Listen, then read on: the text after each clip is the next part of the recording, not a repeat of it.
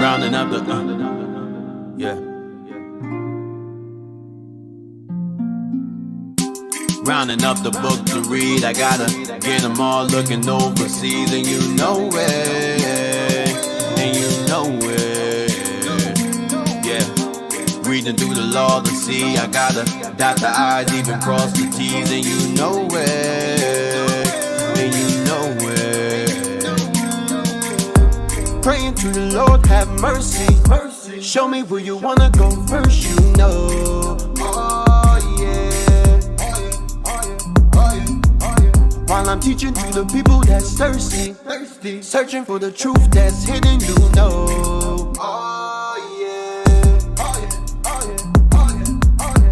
Speak through the mouth of my lips when I show me where you wanna go next, you know. Right away. If you lost and you don't know where the truth at, looking all around but you don't know where to go. Well, we gon' show you the way. Okay, let me read the line. Line it up, standing back to back, kicking 9 times. Doctrine killer, hater stepping back. Captain Joel from the book, yeah, the prophet's back. Officer Ahim, yeah, that's Pepper Black. Officer LaCroix, yeah, from way back. Minister of knowledge, officer, just remember that. We gon' search the whole world, oh yeah, oh yeah, yeah, yeah, oh, oh.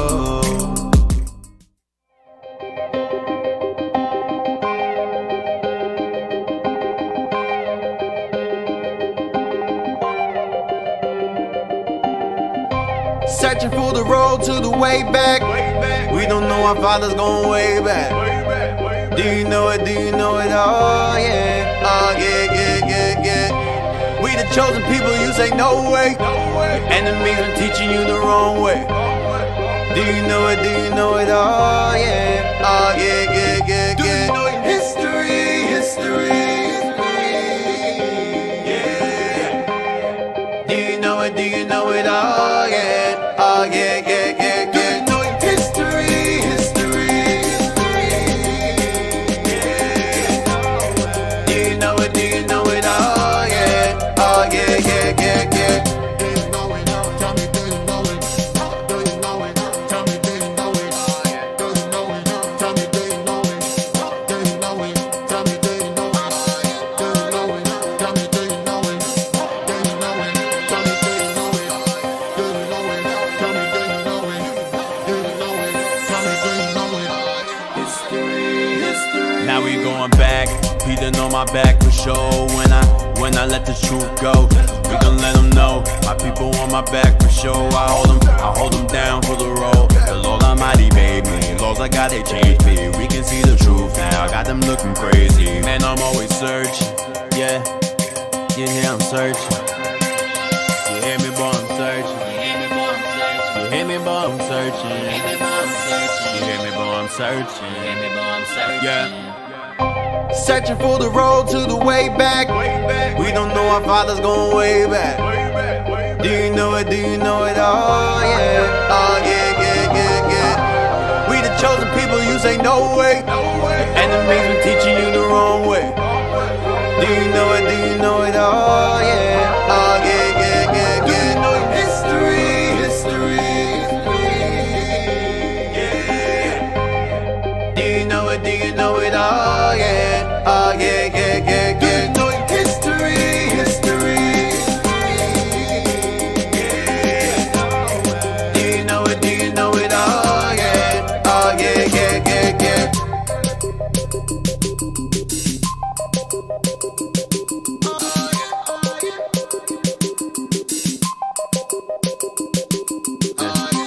Rounding up the book to read, I gotta get them all looking overseas, and you know it, and you know it, yeah. Rounding up the,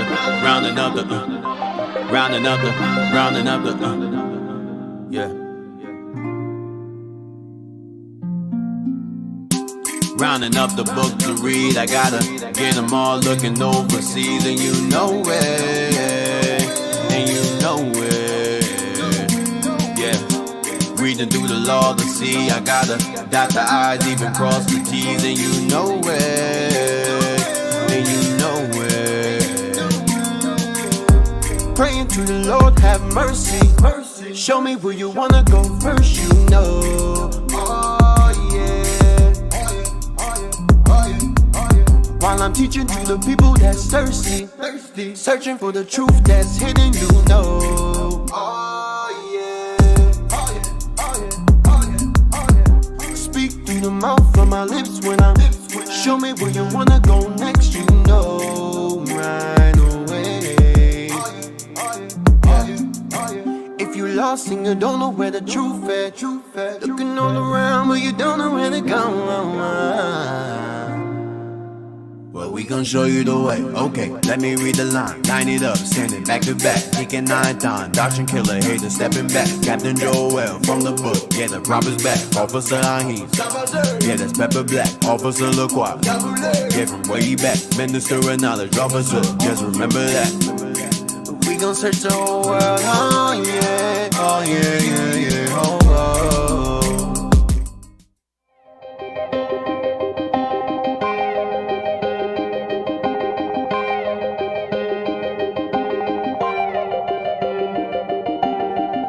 Searching for the road to the way back. We don't know our father's going way back. Do you know it? Do you know it? Oh yeah. Oh yeah, yeah, yeah, yeah. We the chosen people, you say no way. Enemies are teaching you the wrong way. Do you know it? Do you know it? Oh yeah. Oh yeah, yeah, yeah, yeah. History, history. Yeah.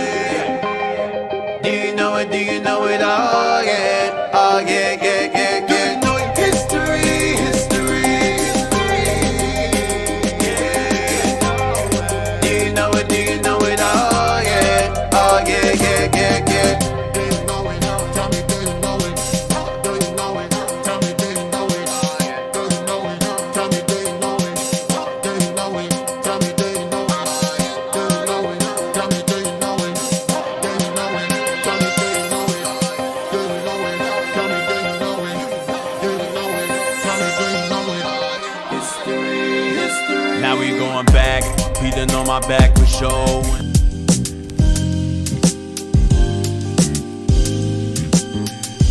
Hey, you on?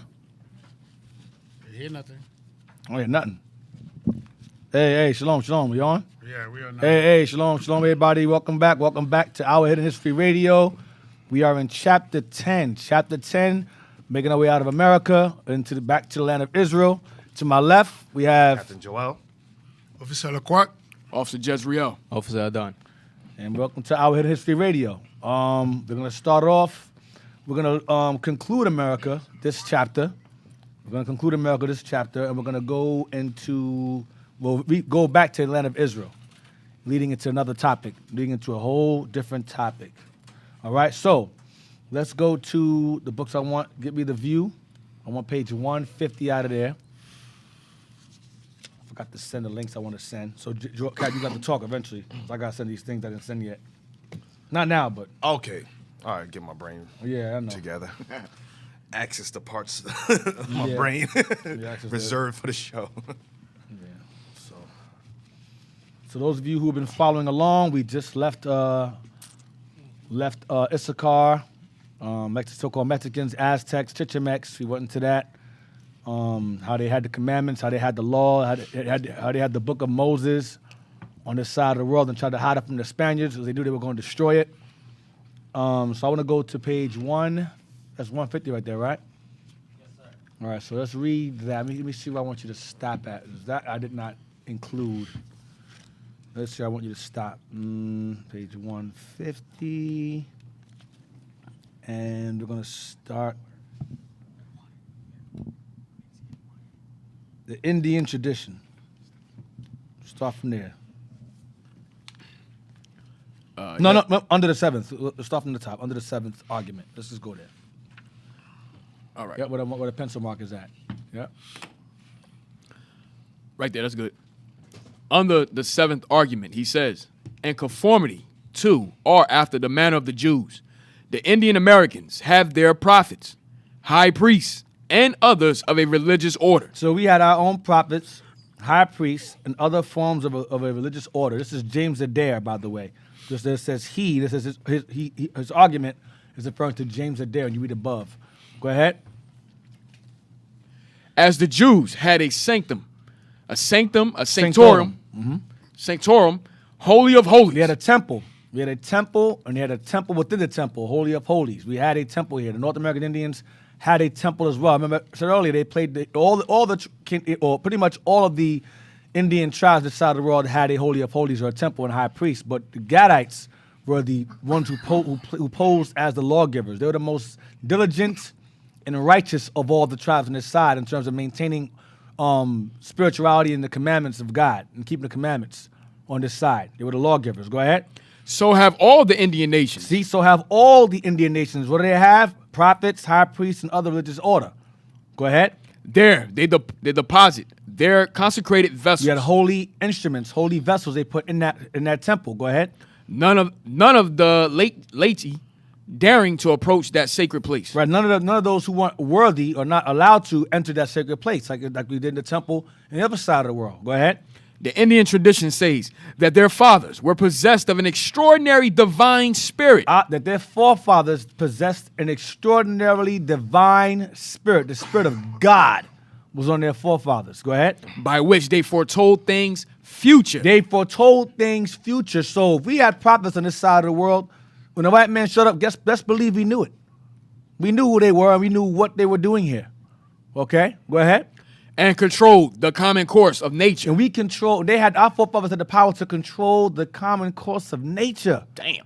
Meaning what? They have fire fall down from heaven, turn water into blood, water into wine, part the seas, keep it from raining for 3 years. We control nature itself. Go ahead.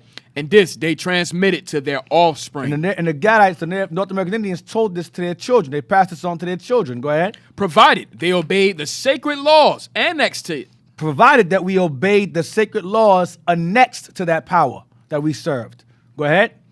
Ishtuala, Mr. Adair says of those Indians. I think it's Ishtualo. Go ahead. Ishtualo, Mr. Adair says of those Indians, is the name of all their priestly order. So their priests are referred to as Ishtualo. Go ahead. And their political, and their they're pontifical. Yes, sir. And a pontifical name of all their and their pontifical office descends by inheritance to the elders. Wow. So their pontifical office as priests passes on to their children, like Aaron to his son, Eleazar, I believe. All right. Same way. The priestly order is passed down from father to son, like Zechariah and John the Baptist. They had that order over here too. Go ahead. There are some traces of agreement, though chiefly lost in their pontifical dress. Before the Indian Archmagus is a high priest. Go ahead. Officiates in making the supposed holy fire for the yearly atonement for sin. Damn. Yearly atonement. Day of atonement they had over here. Go ahead. The Sagan, waiter of the high priest. That's the deacon, the waiter of the high priest, the high priest servant. Go ahead. Clothes him with a white ephod, which is a waistcoat without sleeves. In resemblance of the Urim and Thummim, the American Archmagus wears a breastplate made of a white conch shell with 2 holes bored in the middle of it, though which he puts the ends of an outer skin strap and fastens a buck horn white button to the outside of each, as if in imitation of the precious stones of the urine. See that on both sides. They weren't the real high priests. They weren't the Aaronic high priests, but they played high priests on this side of the world. They had their own form of their own high priestly wardrobe that was similar to Aaron's and the high priest after him. Go ahead. In this statement, Mr. Adair exhibits evidence of which himself seems unconscious. He says the general name of all their priestly order is Ishtualo, and the name of the high priest waiter is Sagan. Mr. Faber, remarking upon this, thinks the former word is a corruption of Ish-da-Eloah, a man of God. That's what it means. Their high priest order was called men of God. That was their priestly order name. All right? So we had understanding of the laws on this side of the world. Now, let's get the next book. I want page 151 from that book. All right? The ancient. To show that we had the laws of God on this side of the world. Okay, and I also want to bring out, before I forget, because I will forget, I made mention parts ago. Some those of you who pay good attention will know what I'm referring to. Those of you who don't, don't worry about it. I mentioned that Torquemada. We read it numerous times about a guy named Torquemada that spoke about the Native Americans and their heritage being of Israelites. And I said that Torquemada was the same guy that was involved in the Spanish Inquisition. That's false. Torquemada, who spoke about the Native Americans being Israelites, was Juan Torquemada. He was a missionary in Mexico. His name was Juan Torquemada. The evil bastard that I'm referring to, that I confused him with, was Tomas Torquemada in Spain. That coon bastard was the Jason of the Spanish Inquisition. He was the worst. Okay, he was pretty much like a past version of Jose de Acosta.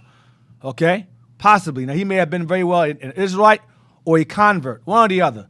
Either or, the Torquemada, I confused the two with. You have Thomas de Torquemada, who was under the Spanish Inquisition, who was a coon that forced us on this side of Spain and Portugal to convert to Christianity.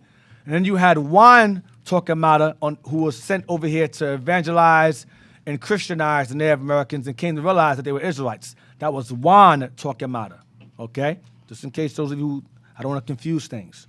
Now, you got that? Page 151, all right? This isn't the name of the book, so I'm not worried about it. Origin at the top page, that's not the name of the book. So start from they claim. They claim that Yehovah, that's Yahweh, Yahuwah, some of y'all say Yahweh, whatever, y'all, different names. Ahaya, some of y'all say. They claim that Yehovah, go ahead, was the name of the great king. He was a man. He was a man, not a woman, not part woman. He was a man. They understood he was a man. Go ahead. Not a smoke. Not a smoke, not a spirit. Go ahead. Yet a spirit. So he was a man, yet a spirit that was a man. Go ahead. A great and glorious being. His name was never to be mentioned in common talk. So that name that a lot of Israel throws around when on a whim, Yahweh, blah, blah, blah, all that stuff, our forefathers didn't do that.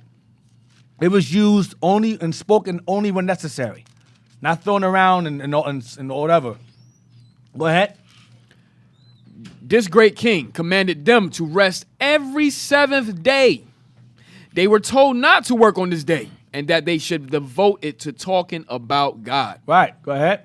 Yahuwah created the world in 7 days. Mm-hmm. At what's that? Officer Don, help me out. Where you at? Nuta Tekwa. Nuta Takwa. The first new moon of the autumn. Wow. Go ahead. With the fruits all ripe. God made the first man of red clay, and he was an Indian. He was black. Go ahead. And made woman of one of his ribs. They understood that too. Go ahead. All people were Indians or red people before the flood. All people were black people before the flood. So they're saying Indians are black people. Go ahead. They had teachers and prophets. What do they have? Teachers and prophets. We just read that earlier. They had teachers and prophets called Ishtuola, men of God. Go ahead. Who taught the people to obey God. Who taught them to obey God. Go ahead. And their parents. And honor your father and mother. Go ahead. They warned the people of the approaching flood, but said that the world would be destroyed by water only once. Right, go ahead. And that later it would be destroyed by fire. By what? By fire. By fire. So we knew about nuclear bombs. We knew about the destruction to come later on in this time. Go ahead. When God would send a shower of pitch and then a shower of fire, which would burn up everything. Go ahead. They also taught that after death, the good and bad would be separated. True. Go ahead. The good would take a path that would lead to happiness, where it would always be light. That's the kingdom. Go ahead. Deacon, my spirit is troubled right now. Because black people is going through my thoughts right now. I'm sorry to hear that. And then rejecting the validity of Gad being Northern Kingdom. Every time we got to keep on pointing this out. Because how this book was written in the 1800s, how would they know that the Gadites to have this type of knowledge when nuclear weapons weren't made yet? Nope. It wasn't even thought. That was only just subscribed in Job chapter 9 when it talks about the destroyer, the iron weapon, and the various scriptures. So how would they know that? Yep. So that also proves to you that you have Northern Kingdom. There's still the righteous amongst Northern Kingdom. This is North American Indian. This is Gad primarily that maintained that level of righteousness and less paganism. They maintained the true purity of the religion of our forefathers because they were the lawgivers on this side of the world according to prophecy, according, Laquat, to the 12 tribe sign. According to that, yes. Go ahead. And No, go also that when Jeroboam went off, not all of them went off. Nope, not all That's of what them. that proves. Some of them were actually keeping the laws. Because Yep. you know that during Tobit's time, because we have this thought process that all the Northern Kingdom went off. They all fell off into sin. But you have examples like Tobit. You have examples Cornelius. And you have examples on this side of the world. Jonah, Hosea. So even amongst the Judith. Northern Kingdom, there's a remnant according to an election that was left. Just like with Southern Kingdom, there's a remnant. According to the election, there's a remnant in Northern Kingdom as well. So not all the 10 tribes went off into idolatry. You have some that still keeping the commandments. Right. Continue. The good will be taken to happiness, where it would always be light. Go ahead. The good would take a path that would lead to happiness, where it will always be light. Go ahead, watch this. But evil led to a deep chasm. The deep chasm goes back to that Lazarus, where the rich man, there's a great gulf fixed between you and I. They're doomed. That's that darkness, gnashing of teeth. That's what it's referring to, that deep chasm of darkness. Go ahead, watch this. An invaluable publication. The History of the American Indians, James Adair wrote, Wrote what? the Navajos believed that all Indians and white people lived together at one time. Whoa. Wait a minute. They all lived together where? They all lived together at one time. Esau and Jacob lived together at one time. Did they not? Go ahead, watch this. All speaking the same tongue. Spoke the same language. So the prophets knew. You understand? They knew. Our forefathers. They knew to an extent. That's all I want. I don't need nothing else at this And point. Yeah.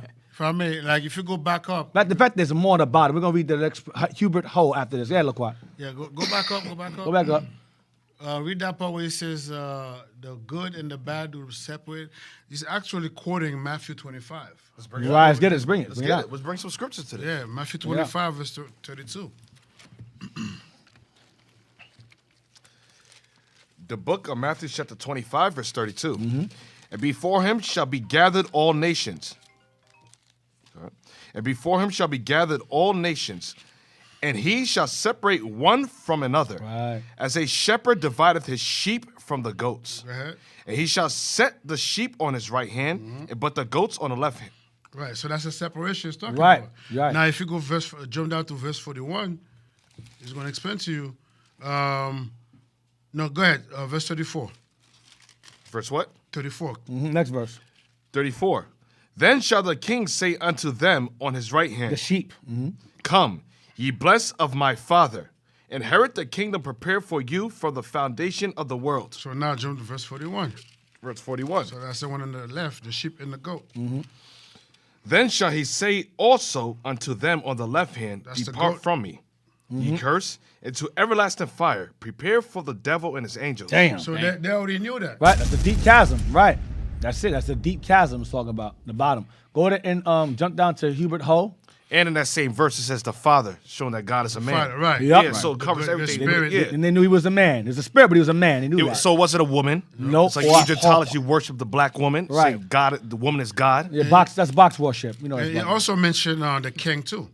Right. King says, yeah, right. exactly. He's a great The king, king. yeah. Yes. King, right. Go to Hubert Ho. Bancroft. Hubert Ho Bancroft wrote of the Algonquins, who claim they are of foreign origin and came here by sea. Stop. So the Algonquin Indians claim they have come here by sea. Not by some stupid land bridge called the Bering Strait nonsense. There's no evidence behind that. It's still a theory because there's no evidence of it. It's a lie. Go ahead. Anciently, they celebrated with an annual thank offering in remembrance of their ancestors' happy arrival in America. Happy arrival in America from the old. Do the next one. Sigvald Lin, a respected scholar and researcher, has offered the following opinion regarding ancient Old World connections in early America and also Polynesia. See, ancient old world connections in early America and also Polynesia, because you had Japanese left from where they were from, the old world, into Polynesia, and the Native Americans at the old world and came here. So the heathens know who's who. We're playing catch up. These nations know who's who and where they went and where they went, where they are, in the past and the present. They know. That's all we want. Now, we're gonna leave America now. We're leaving America now for now. We'll be back there later on. Let's go. Let's get down. Let's get to 2 Samuel 1940. Let's get down to this. 2 Samuel 19 and verse 40. Now we're going to get some more scriptures, a lot of scriptures now. We left off last week about us being called heathen on this side of the world, how Northern Kingdom is referred to as outcasts or heathens, how our forefathers referred to our brothers as heathens. Esau knew that the Native Americans on this side of the world were Northern Kingdom or heathens or in an outcast state of mind. They knew that.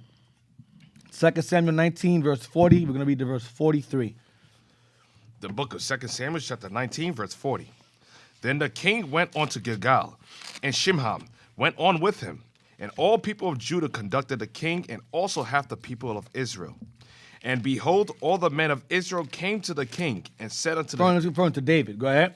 and said unto the king, Why have our brethren the men of Judah stolen thee away, and have brought the king and his household and all David's men with him over Jordan? And all the men of Judah answered the men of Israel, because the king is near of kin to us. So this is the beef that started off in Northern Kingdom and Southern Kingdom. Ephraim, Northern Kingdom asked Southern Kingdom, why'd you bring David across Jordan past us back to where you're at? He's our brother too.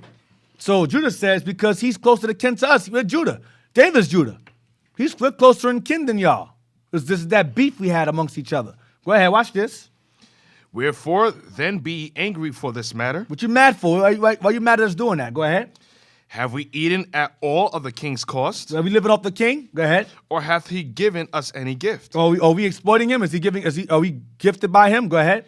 And the men of Israel answered the men of Judah and said, We have 10 parts in the king. There's more of us than you. We deserve him as king more than you because there's just less of y'all. Remember, Northern Kingdom was 9 tribes. If you count Dan, it'd be 10. And then you have Judah would be, Southern Kingdom would be 3 tribes. Ephraim say, we have more parts and more land than y'all. There's more of us than you. So that's that divide. Remind you, we all sharing land. But you had that envy and that evil between us at this time here, before the split. There's more of us than you. Likewise today, you have way more so-called Hispanics than so-called Negroes. Way more. They outnumber us in terms of their, that culture, Hispanic, whatever. Same people, but you get my point. They outnumber us. And likewise, then and then even now, they outnumber us. Go ahead. And we have also more right in David than ye. And we have more right because there's more of us than you. Go ahead. Why then did you despise us, that our advice should not be the first head in bringing back our king? Why'd you come to us first before you brought David over here? When there's more of us than you, we deserve him more than you. There's more of us. Go ahead. And the words of the men of Judah were fiercer than the words of the men of Israel. So whatever Judah said to Ephraim, they shut it down. You want to mess They with shut Judah. it down. They did not mess with Judah. could never outtalk Judah. Not out talking Judah. And despite y'all outnumbering us, we wasn't playing with you. Sorry, Ephraim. I'm sorry. To this day? Jez, I'm sorry. this Jez. day? I'm sorry, The, Jez. the mighty men of Judah. To this day? Yeah, To this day. Sorry, Adon. I'm sorry, bro. I'm sorry, Jez and Adon. I'm sorry about that, brother. So you see how it goes down. On Northern your King side, try Deke. Yeah, Jez. So at this point, that beef was already stirring up. All right, so something happens that leads to the split occurring altogether. This is the beginning of it. Well, not so even before this, but this is showing you how it led up to it. Now, And how can you argue against a tribe in which the prophecy says, Hear, Lord, the voice of Judah? right. I show you, Judah's going to be a talker. don't- So you can't out-talk a person that was given a gift of talking, or Gad. Don't forget, Levi was part of the tribe too. Nah, you guys just execute it. You guys are just wrong. Word. Go Levi for no advice when it comes to women. Oh, He said, yo, man. it's tell it to submit. That's it, brother. Oh, man. Levi, very few words. They just execute judgments. Damn, man. That's it, man. That's true. Get 1 Kings 11, verse 1. We can read about the split now. 1 Kings 11 and verse 1. A lot of reading today. 1 Kings 11. We're going to read from verse 1 all the way to 28. 1 Kings chapter 11, verse 1. So those of you who are new, who are just now tuning in, at this point, I'm kind of going into the basics because I know a lot of the history I was going into from chapters 1 through 9 was like college level in terms of history and the Bible. So some of y'all was like, I ain't watching that. I don't get it. I mean, like I said, like Bishop always says, like I always say, if you get it, you get it. If you don't, you don't. But now we're going back to the basics. So I'm kind of going backwards. I started off the beginning of the series with us in the Americas, how we arrived here. Now we're going back in time before we came over here, and what caused the rift between the nation of Israel and how we split. So I'm back on the other side of the world. We're back in the old world. I left the new world. Now we're back in the old world now. All right? Go ahead. So basically, we're going to entitle this part of the series the old world, pretty much. There's two promised lands, the old world. All right? Go ahead. And Deacon, this information should be distributed to our children. Like I said, as they get up in age, this should be incorporated. If you're a stay-at-home wife, if you're educating your child in homeschooling, you should start taking these classes and eventually buying the books and incorporating into your lessons so your child has a proper Israelite education, world history, world-class education, rather than this or Americanized history of your oppressors. So this is real education. Your children could grow up and have actual educated conversations with people. People don't know about this. Imagine your child, 11, 12-year-old, 13-year-old. Yeah, remember about the Chichimex and the Olmecs? Just having normal conversations about the Olmecs. Right. And them being father to the Aztecs and the Mexican. Yeah, that's something we can't fathom. So Cap, I got an idea. How about we write that book? Huh? Get all the information we get in those books and Yeah, in time. yeah, let me know how that is. I'm looking like, yeah. Let me know who's gonna do it. In time. Hey, I mean, we could put a binder or something together. and distribute it to the But let me know how that In goes. time. We'll figure something out. Hey, when we don't work. Hey, you're the scholar, man. So that's why it's just an idea. It's just a thought. Yeah, no, it's Figure it how long All it takes praises. just to get the books and read it. Imagine putting the information together. Oh, man. So verse 1, where we at? Verse 1? Yes, 1 Kings chapter 11, verse 1. But King Solomon loved many strange women, together with the daughter of Pharaoh, women of the Moabites, Ammonites, Edomites, Zidonians, and Hittites. So that was Solomon's vice. He wanted to know too much wisdom, and he loved too much women. A lot of heathen women Solomon loved. That was his vice. Go ahead. Of the nations concerning which the Lord said unto the children of Israel, ye should not go in to them, You should not marry them. That was the law, not to marry them. Go ahead. neither shall they come in unto you. For surely they will turn away your heart after their gods. And it says surely, meaning it's inevitable. They will turn your heart from serving God. You cannot serve two masters. That's why oftentimes when our people marry to other nations, the kids grow up all confused and simple as hell. Or the husband, most of the time, the husband takes the lead of the wife. Follows behind the wife. Most of the time. Go ahead. Solomon clave unto these in love. He loved these women, these heathen. Go ahead. And he had 700 wives, princesses, and 300 concubines. And 300, he had 1,000 wives. Solomon had 1,000 wives. That's a lot of women. 1,000 wives. How he found time to...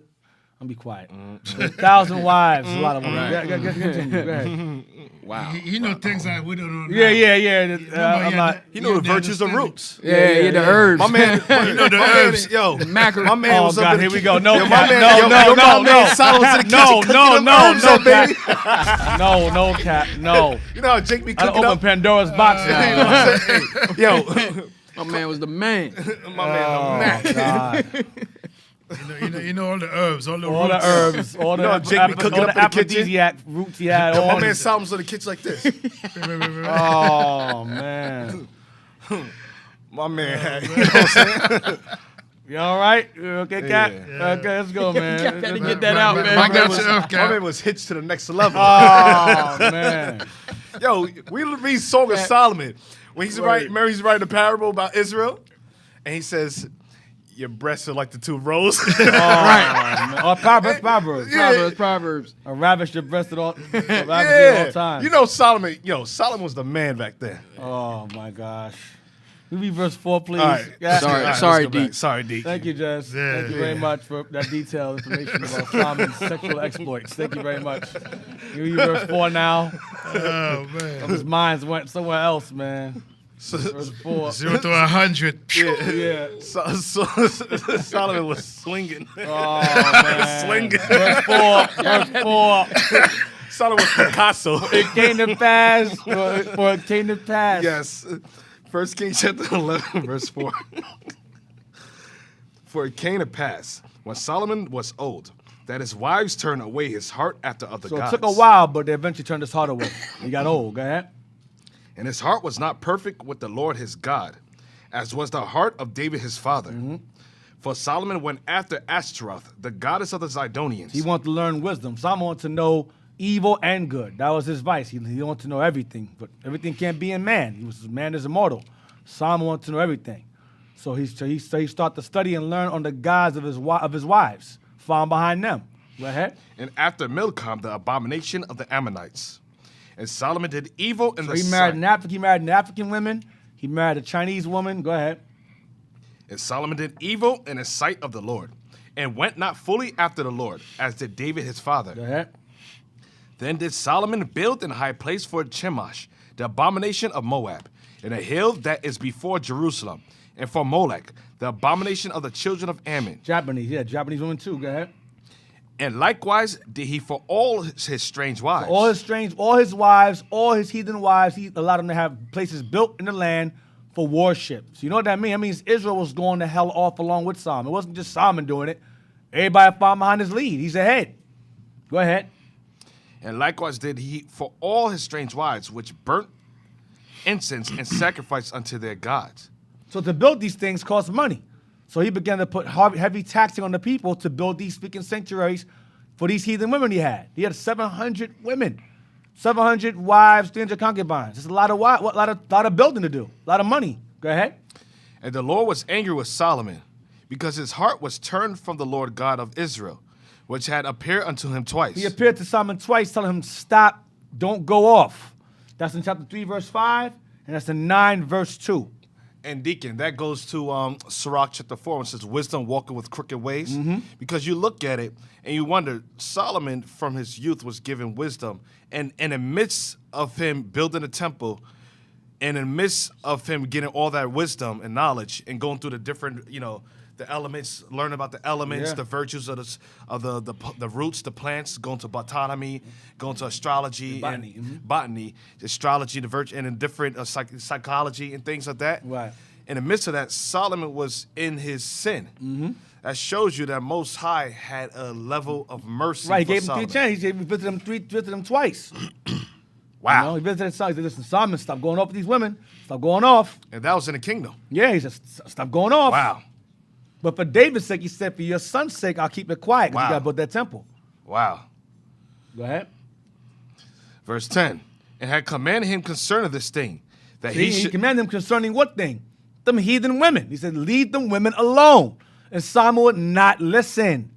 And when he got old, he got stupid after a while. Because he was young, he maintained his integrity. Your heathen wives, those serving the Lord. But then it says, they will surely turn you away. So as he got old, he said, okay, let me try this God. Why do you worship Chemosh? Why do you worship Ashtoreth? Let me see why. Let me indulge. Let me see what's about this God that everybody worships these gods. Let me find out what you do on Easter. Because Ashtoreth is Easter. Let me see what Easter's about. Let me see what Chemosh is about. Let me see what Molech is about. And remember, all that involves sorcery, witchcraft, blood sacrifice. That's Right. orgies, all that stuff going on in that. It ain't just like, oh, okay, I'm a worshiper God. Oh, wow, it's Chemosh. A lot of evil goes on in order to understand and learn that stuff. So Solomon was going into heavy madness now. Go ahead. and had commanded him concerning this thing, that he should not go after other gods. But he kept not that which the Lord commanded. Listen, go ahead. Wherefore the Lord said unto Solomon, For as much as this is done of thee, and thou hast not kept my covenant and my statutes, which I have commanded thee, I will surely rend the kingdom from thee, and will give it to thy servant. Take the kingdom from you and give it to your servant. Go ahead. Notwithstanding, in thy days I will not do it for David thy father's sake, but I will rend it out of thy hand. But I will rend it out of the hand of thy son. I'm not going to take it from you now for David's sake. I'm going to take it from you, from your son. Go ahead. Howbeit I will Take it from you through your son. Go ahead. Howbeit I will not rend away all the kingdom. I won't take away all the kingdom from you. Go ahead. But will give one tribe to thy son for David my servant's sake, That was Benjamin. He gave Benjamin to us. Go ahead. and for Jerusalem's sake, which I have chosen. And the And Lord, the reason why, so Benjamin gonna be happy. The reason why he left Benjamin with Judah is because Benjamin was very formidable. Whoa, D. I gotta. Let's walk wanna with the put Giants. things out like that. I gotta do it. You don't want to put You things wanna- out like that. I gotta Come do on. it, man. I gotta give wanna- the Don't Giants. put things that brother said. I've been giving to puff them I've been up. giving Northern Kingdom a lot of props these past few episodes. I gotta go to Judah now, man. What's I next? You gonna go to Levi after that? That's right. I have That's to- right. yeah, I may Judah have- Judah has Cap, to come on, man. maintain Cap, the Cap. authority. I know that Come on, we Cap, have man. it. We all gotta get a shit little glory. I'm man. giving a little shine, Little man. shine, The man. way Come you on, stay on Cap. top is by give oppressing him- the rest of the tribe. Oh my God! What? What kind of evil is Because this? Judah got to stay on top, D. Oh, You man. can't get You compliments. oppress the tribes. Yo, on. Cap is saying it's not about Israel, it's about Judah right now. Yeah, that's exactly what he Of always Of says. course, that. it's Come on, always man. about It's us, always- man. yo, you're not It's always Judah. about us, bro. Hey, you're supposed to be on my side. Come on. Yo, what's going on right there, I don't Captain? know, man. I'm just laughing. Hey, I'm gonna read on for y'all. Yeah, you do that, man. About us. I'm sorry, D. I had a moment. Make sure there's no liquor in that teacup. All right, go Go ahead, on, go D. ahead. Go on, D. Like I was Say, saying, say. man, that throw me off. Listen, man. The Lord gave Judah Benjamin because Benjamin was formidable, man. They were formidable. He said, I'm going to give you Benjamin. And then later on, when Levi got kicked out. That we cause the problems. When Levi got kicked out of Northern Kingdom suburbs, 'Cause we we- took them in. We said, okay, we're going to take you Nah. in. Just don't talk too much. Don't say nothing stupid. Like a lot of you doing. Like a lot of you saying something stupid. Just be quiet. Take your suburbs and, and give us the laws. Do what you're supposed to do. Nah, That's you, it. you know what it was, Dick? We was not accepting those idols. There was you from Kevin? Y'all got fired. Nah, we told Hey, him, man, hey. we wasn't doing it. It was Hey, like, the Levi. hell with that. Levi. I said, nah. Y'all got fired, bro. Admit it, man. When No, y'all that's not what he was, man. when y'all Come got on. kicked out the land, who did y'all run to? Bro, we ran from you. I said, who did y'all run to? We didn't run to. He didn't run went to you? Judah. Huh? We He ran didn't run away to from you? you. Yeah, He didn't run to Gad. yo, man, why you drop the bomb, bro? Everybody's against me right now.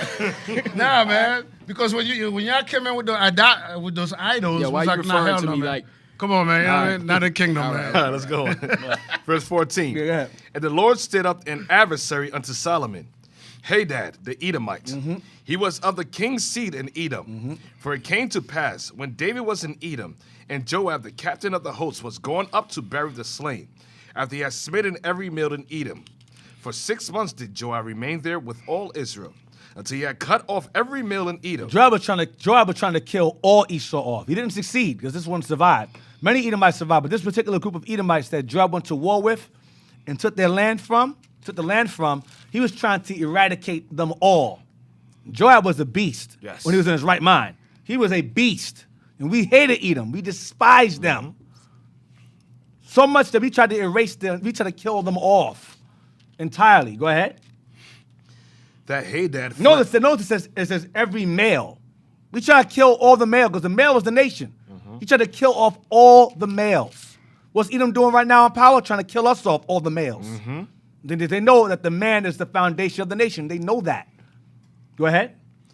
That Hadad fled, and certain Edomites of his father's servants with him. See that? So other Edomites, they survived. He didn't kill them all off. He was unsuccessful in that. Because you had Christians be saying, oh yeah, they killed all of them off. No, he didn't, because you had Herod. He was an Edomite. He survived.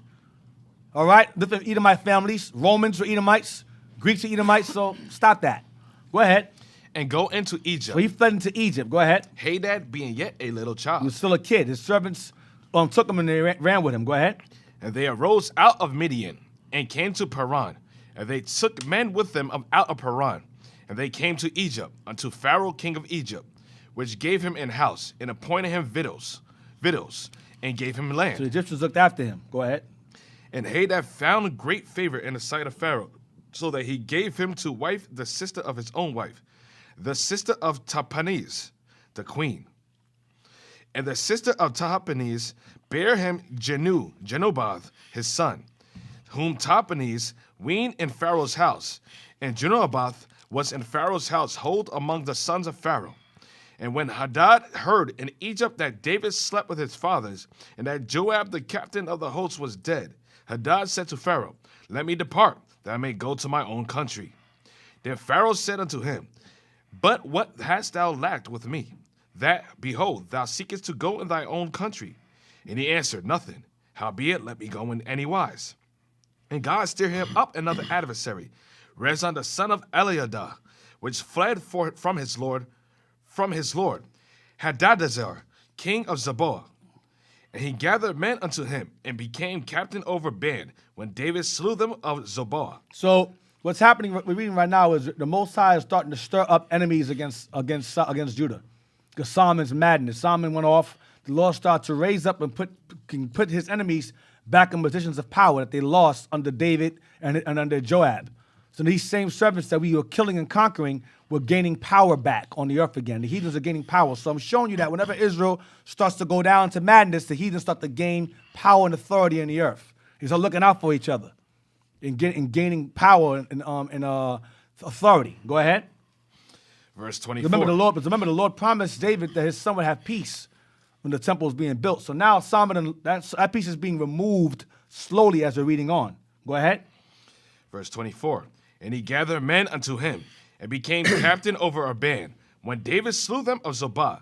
And they went to Damascus, and dwelt therein, and reigned in Damascus. So all of David's enemies and their children are being raised up to go against David's son, and his sons after them.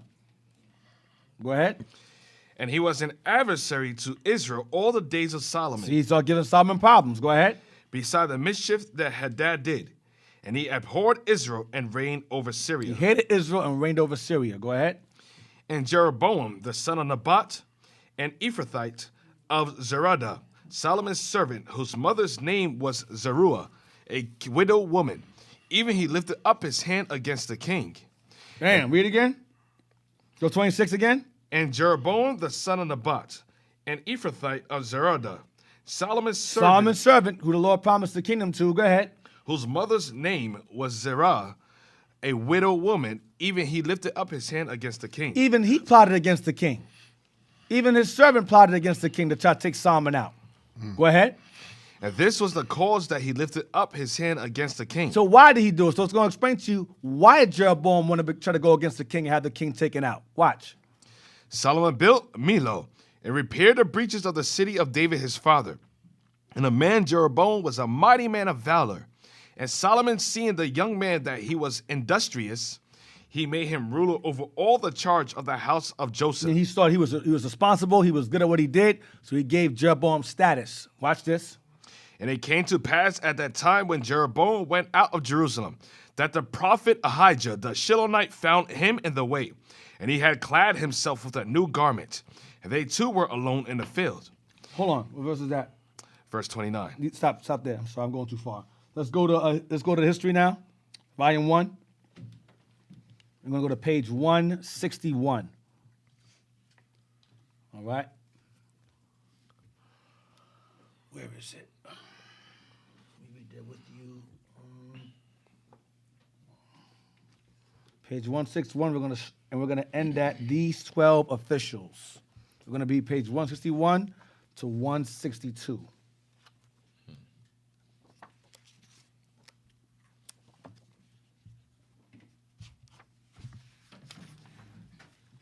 When we start the second paragraph, D.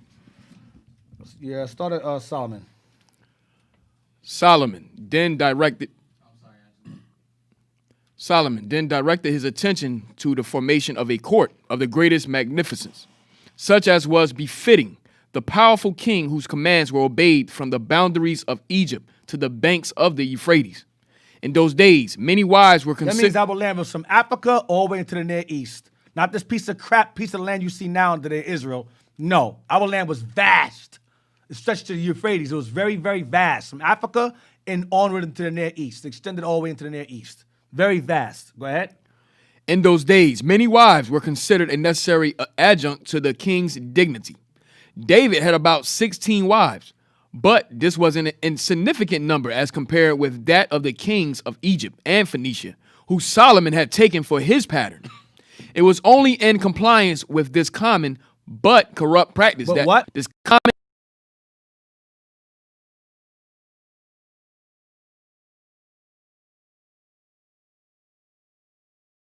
I'm not reading ahead. Hold on a second. 12 officials. Where's that at? 12 officials. right further down. I don't think anybody write the wrong thing down. Hold on a second. One sec.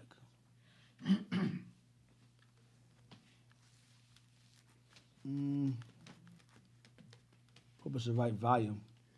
161 and 162. Index of officials. Hold on a second. Okay, that's at 162. Give me 1 second. So, reading through this history of Solomon, this is an excellent history for you to get yourself used to. Going through the history, what you realize in Solomon's life, you could relate that to all of our lives. When we involve ourselves in evil, it tends to transpire to our children. So that's why we got to be mindful when we commit certain actions that it could pass to our, like I said, our lineage, and it might not affect you, but it might affect your children. Yeah, we'll just read all the way down. I'll figure it out. Go ahead. Read down the one. Just read the whole thing. Go ahead. Corrupt practice. Go ahead. It was only in compliance with this common but corrupt practice But that this common but corrupt practice. Keep that in mind. This common but corrupt practice. Go ahead. that Solomon formed an immense harem. He formed an immense harem of women, 1,000 women. It's a lot of females. Go ahead. His first wife was Naamah the Beautiful, an Ammonite princess. Ammonite princess. Go ahead. He His also- first wife was not an Ammonite. It was an Egyptian woman, Pharaoh first. I don't know why it's saying first here, but one of his wives was an Ammonite princess named Naamah. Go ahead. He also had other wives from the Moabite and Aramaean courts, Syrian courts. Go ahead. and even from those of the Hittite and Canaanite kings. Canaanite kings goes back to Zidonians, Zidon, Canaanites. Go ahead. But what most gratified his pride was that the Egyptian king Susanes gave him his daughter in marriage. So one of his favorites, and what gave him the most pride was being the son-in-law of Pharaoh. Okay, by marrying his daughter Sustanes. Go ahead. That's the king's name. King Sustanes. I'm sorry, marrying the king Sustanes' daughter. Go ahead. I'm sorry. Thank you. Solomon thought that in acting thus, he had taken a wise step, and that his country and his dynasty would be benefited by the So alliance. Solomon felt that this was a business deal. Solomon felt by marrying the Pharaoh, it would increase the alliance between him and Pharaoh, be better. But that's how kings usually operate. They were usually married themselves off to form a better alliance. Go ahead. But the result proved the contrary. The result didn't work out that way. The daughter of Susanes was naturally received with every mark of attention in the Israelitish capital. Right, I was like, who the hell you married her for? You married an Egyptian woman? Go ahead. She became the first queen in Solomon's harem. See, she became the first queen in Solomon's harem. We read that earlier in 1 Kings 11. Go ahead. But it seemed to him a disgrace that he could not place a magnificent palace at the disposal of this queen. What was the cedar palace built by David on Mount Zion when compared with the gigantic edifices and labyrinthine palaces, Labyrinthine, whatever. Go ahead. labyrinthine palaces of the kings of Egypt? Go ahead. Solomon therefore determined to build a palace worthy of her. So he was saying, listen, what I built for her ain't nothing compared to what's built for her over there in Egypt. I gotta do better. I'm gonna build something grand for my Egyptian queen. Go ahead. Through the alliance with Egypt, innovations of great consequence were made in Israel. Among them, the introduction of horses and chariots. So yeah, so through that marriage or that alliance, Israel gained more chariots and horses and so forth from Pharaoh. Go ahead. Solomon also entered into close and friendly Connection. connection with Hiram, king of Tyre, with whom David had already established a neighborly intimacy. Go ahead. So he gained a friendship with Hiram. Okay, go ahead. He appears to have married a daughter of Hiram too, and this close bond between Solomon and Hiram seems to have led to important and extensive undertakings. He married one of Hiram's daughters. Go ahead. The establishment of a large harem demanded an immense body of servants. So the establishment of a bunch of women involves a bunch of servants to serve your women. Dick, if I may, right? Yeah. Now you got the black Hebrew Israelites saying, see, he had 1,000 wives, but they're missing that part where he built things for them. Right. Built things And for them. he had servants to for these women. And these marriages were based upon business Business dealings. deals, Business dealings. Not rod dealings, business dealings and alliances that led to trade and so forth and getting chariots and horses. And Solomon was the richest man alive and wisest man. And he You wasn't some powerful. broke niggas. He ain't talking about you. Read on. Excuse my language. I'm sorry. Broke Negroes. I'm sorry. You know, nigga sounds way better. We'll read again. Read it again. The Sol- establishment of a large. the establishment of a large harem demanded an immense body of servants. So the establishment of a large body of wives or women demanded an immense body of servants to take care of these women. So he couldn't do it by himself. Make sure they have their clothes. Make sure they walk. Make sure they're taken care of. They go shopping. You take them here. You take them there. Right. And he's okay, honey. Wife number 1, what do you want? Okay, write that down. Wife number 2, what do you want? Oh, write that down. He didn't do all that. He had servants for that. They had their own servants. He probably saw some of them once, maybe every year Yeah, or 2 years right. or so like Yeah, that. too many.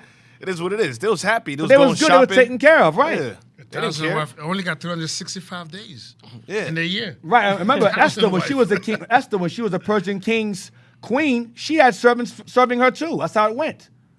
And for her to see the king, she had to be summoned. Right. Go ahead. Solomon maintained a most brilliant court. The ambassadors of tributary and friendly powers had to be received with great pomp for Solomon. For Solomon laid great stress on the display of splendor, and the maintenance of his court demanded the expenditure of large sums of money. Wait, whoa. Read the ambassadors again. Stop there again. The ambassadors of tributary and friendly powers had to be received with great pomp, for Solomon laid great stress on the display of splendor. Solomon wanted things to be. You know how Judah do, That's man. Judah, man. We gotta look good, man. Everything gotta look good when we do it. We gotta dress good. Everything gotta look good. It gotta be perfect. It gotta be expensive. That's why you see Judah walking around to get money. They got chains and jewelry and cars and big houses. We always go above and beyond. Right. Solomon said it gotta be done with great pomp and pride. When Right. you have an ambassador or friendly powers had to be received, it had to show off. Or you want to come? Oh, I'm King Solomon. You want to come see me? Okay, I got a new fur coat. Look at my coat. It got fringes on it. Look at it. Right, Look at it. right. Yo, this is silk made from Badger's butt cheeks over here. Badger's butt cheeks. I got this one made from Badger. I got this from here from a deer. This is a deer's toenails right here, hanging up right there. Deer toenails. You shave it. Hang it up there. That mirror right there made from pure Persian glass. Persian glass right there. You like the Persian glass I got? That's how he did, man.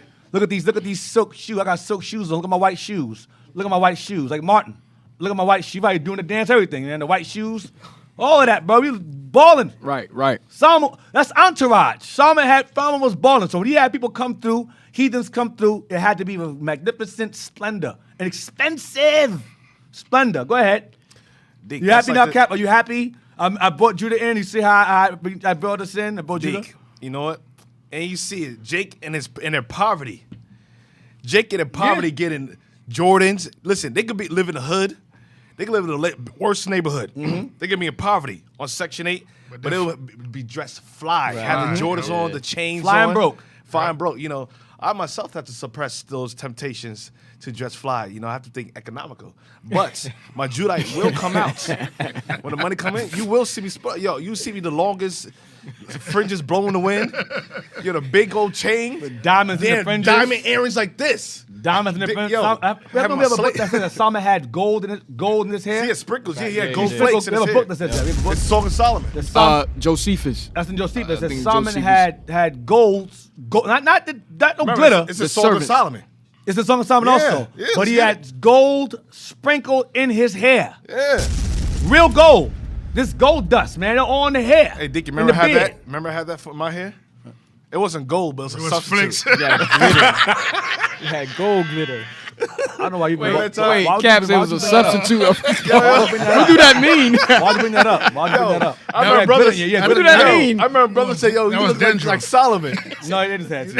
It was Bro, dandruff. It was a dandruff, bro. It was That's the that yo, dude. this They say dude. like Solomon. It was a substitute of gold. You look like a homeless guy that slept outside Solomon's house. Your brother trying to figure out what was in my hair. I didn't want to tell them. Glitter. Copper, yeah, copper, yeah. What was it? I had copper shavings. Yeah, something. It wasn't no damn gold. Why'd you bring that up? Why'd you bring that up, man? That was horrible. I just gotta flex my No, don't inner flex that. Don't Judite. flex that, man. Yeah, where you at? This man? Where is you Song of Solomon, real quick, 5 verse 11. Yo. His head is as the most fine gold. at? Yep, that's it. His locks are bushy and black as a raven. Right, so he had gold all in his hair. All in his hair. Where we at now? Okay. So it says had to be Set received yourself up for that with one. great pomp. Read that again. The ambassadors. Oh man.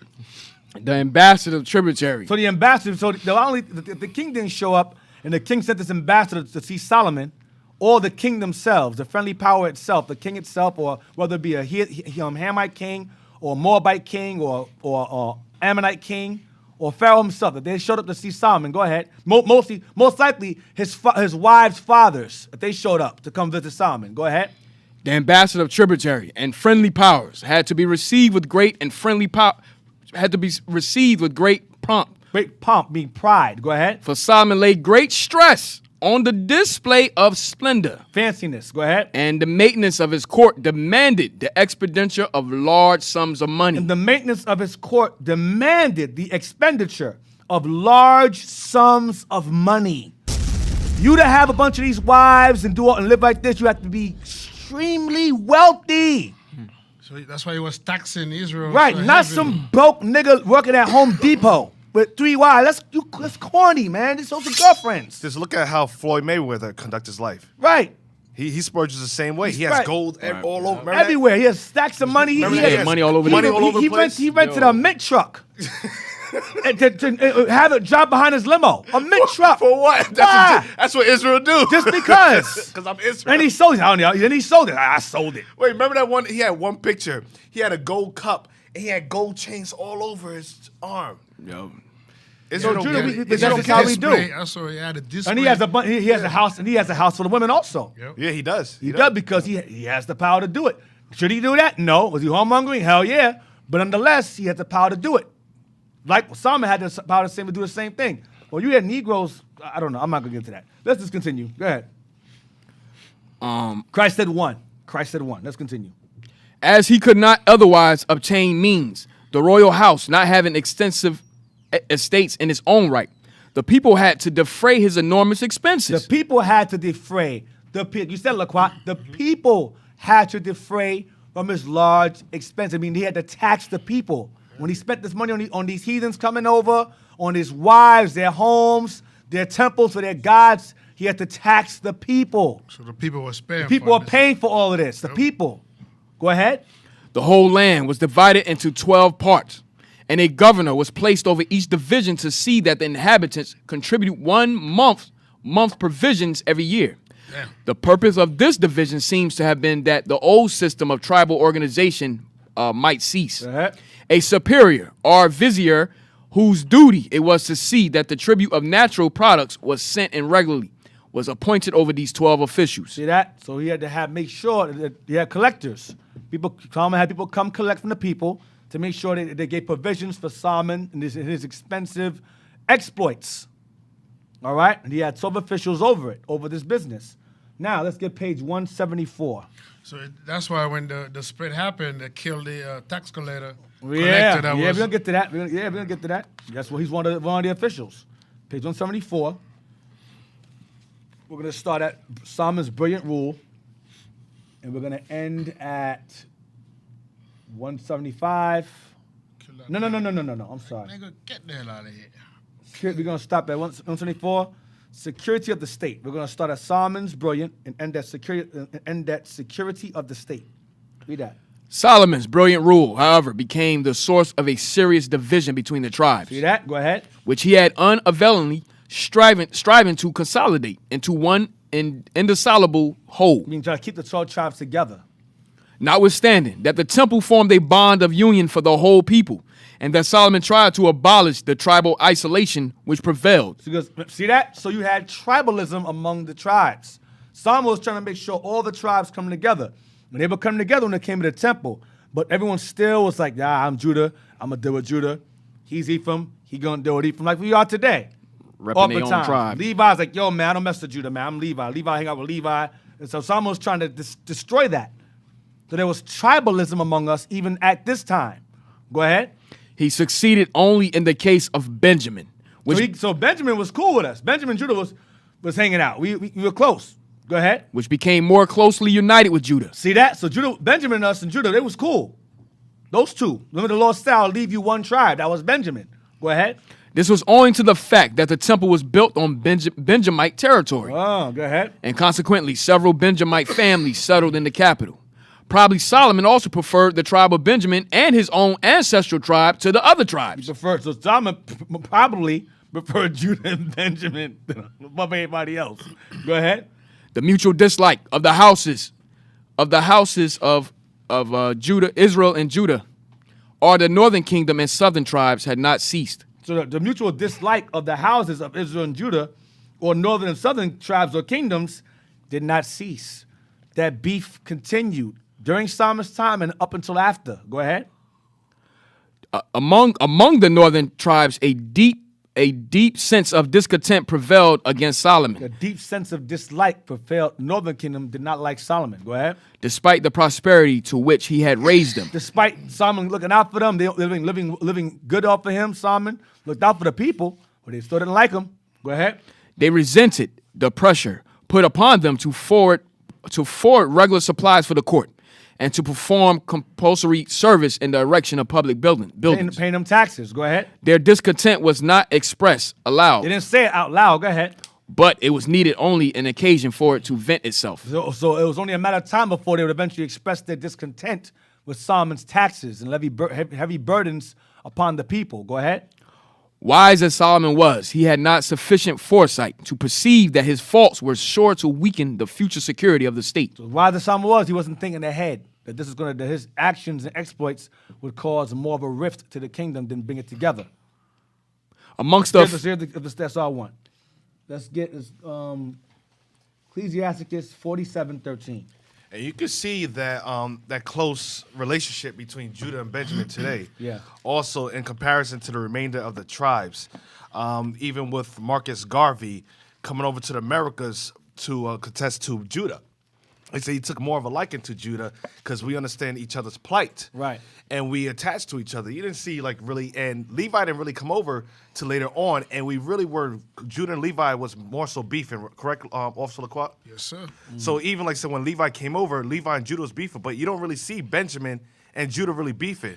You see Benjamin and Judah always together, parties. Right. Benjamin's music also reflects Judah's music. You notice all Benjamin's music is Judah's music, just remix. Yeah, right, Or right. reggae, it's all remix. I forgot the term for it because a lot of the old songs that Benji sang was like the oldies from old the Judah 60s. songs. And then we mixed it, they make it their own song. Right. You know, they change a few words in it. Right. But it's basically, if you listen to it and you go back in the early 60s, it'd be like the same kind of song. Right. You had like The same lyrics. Like the Black Panthers, you had like Bobby Seale, and you had was from Benjamin. what I heard, yeah, and you had Huey P. Newton. Some say he's Edom, I'm not sure. But if he was, but Huey P. Newton, I don't believe that. I don't believe it either. No. But Huey P. Newton, they say that him, I believe he was Judah. That's why I believe he was, regardless of what they It's say. Judah, the prophecy says so. Right. But those two are very close knit as well. So you oftentimes see that camaraderie with Judah and Benjamin. You see it a lot. You see a lot of it. All right. Right. Hey, Dick, and on that, remember, it also says that when Solomon raised up Israel, even they can't accept it. Even now you see it based on when you talk about Right.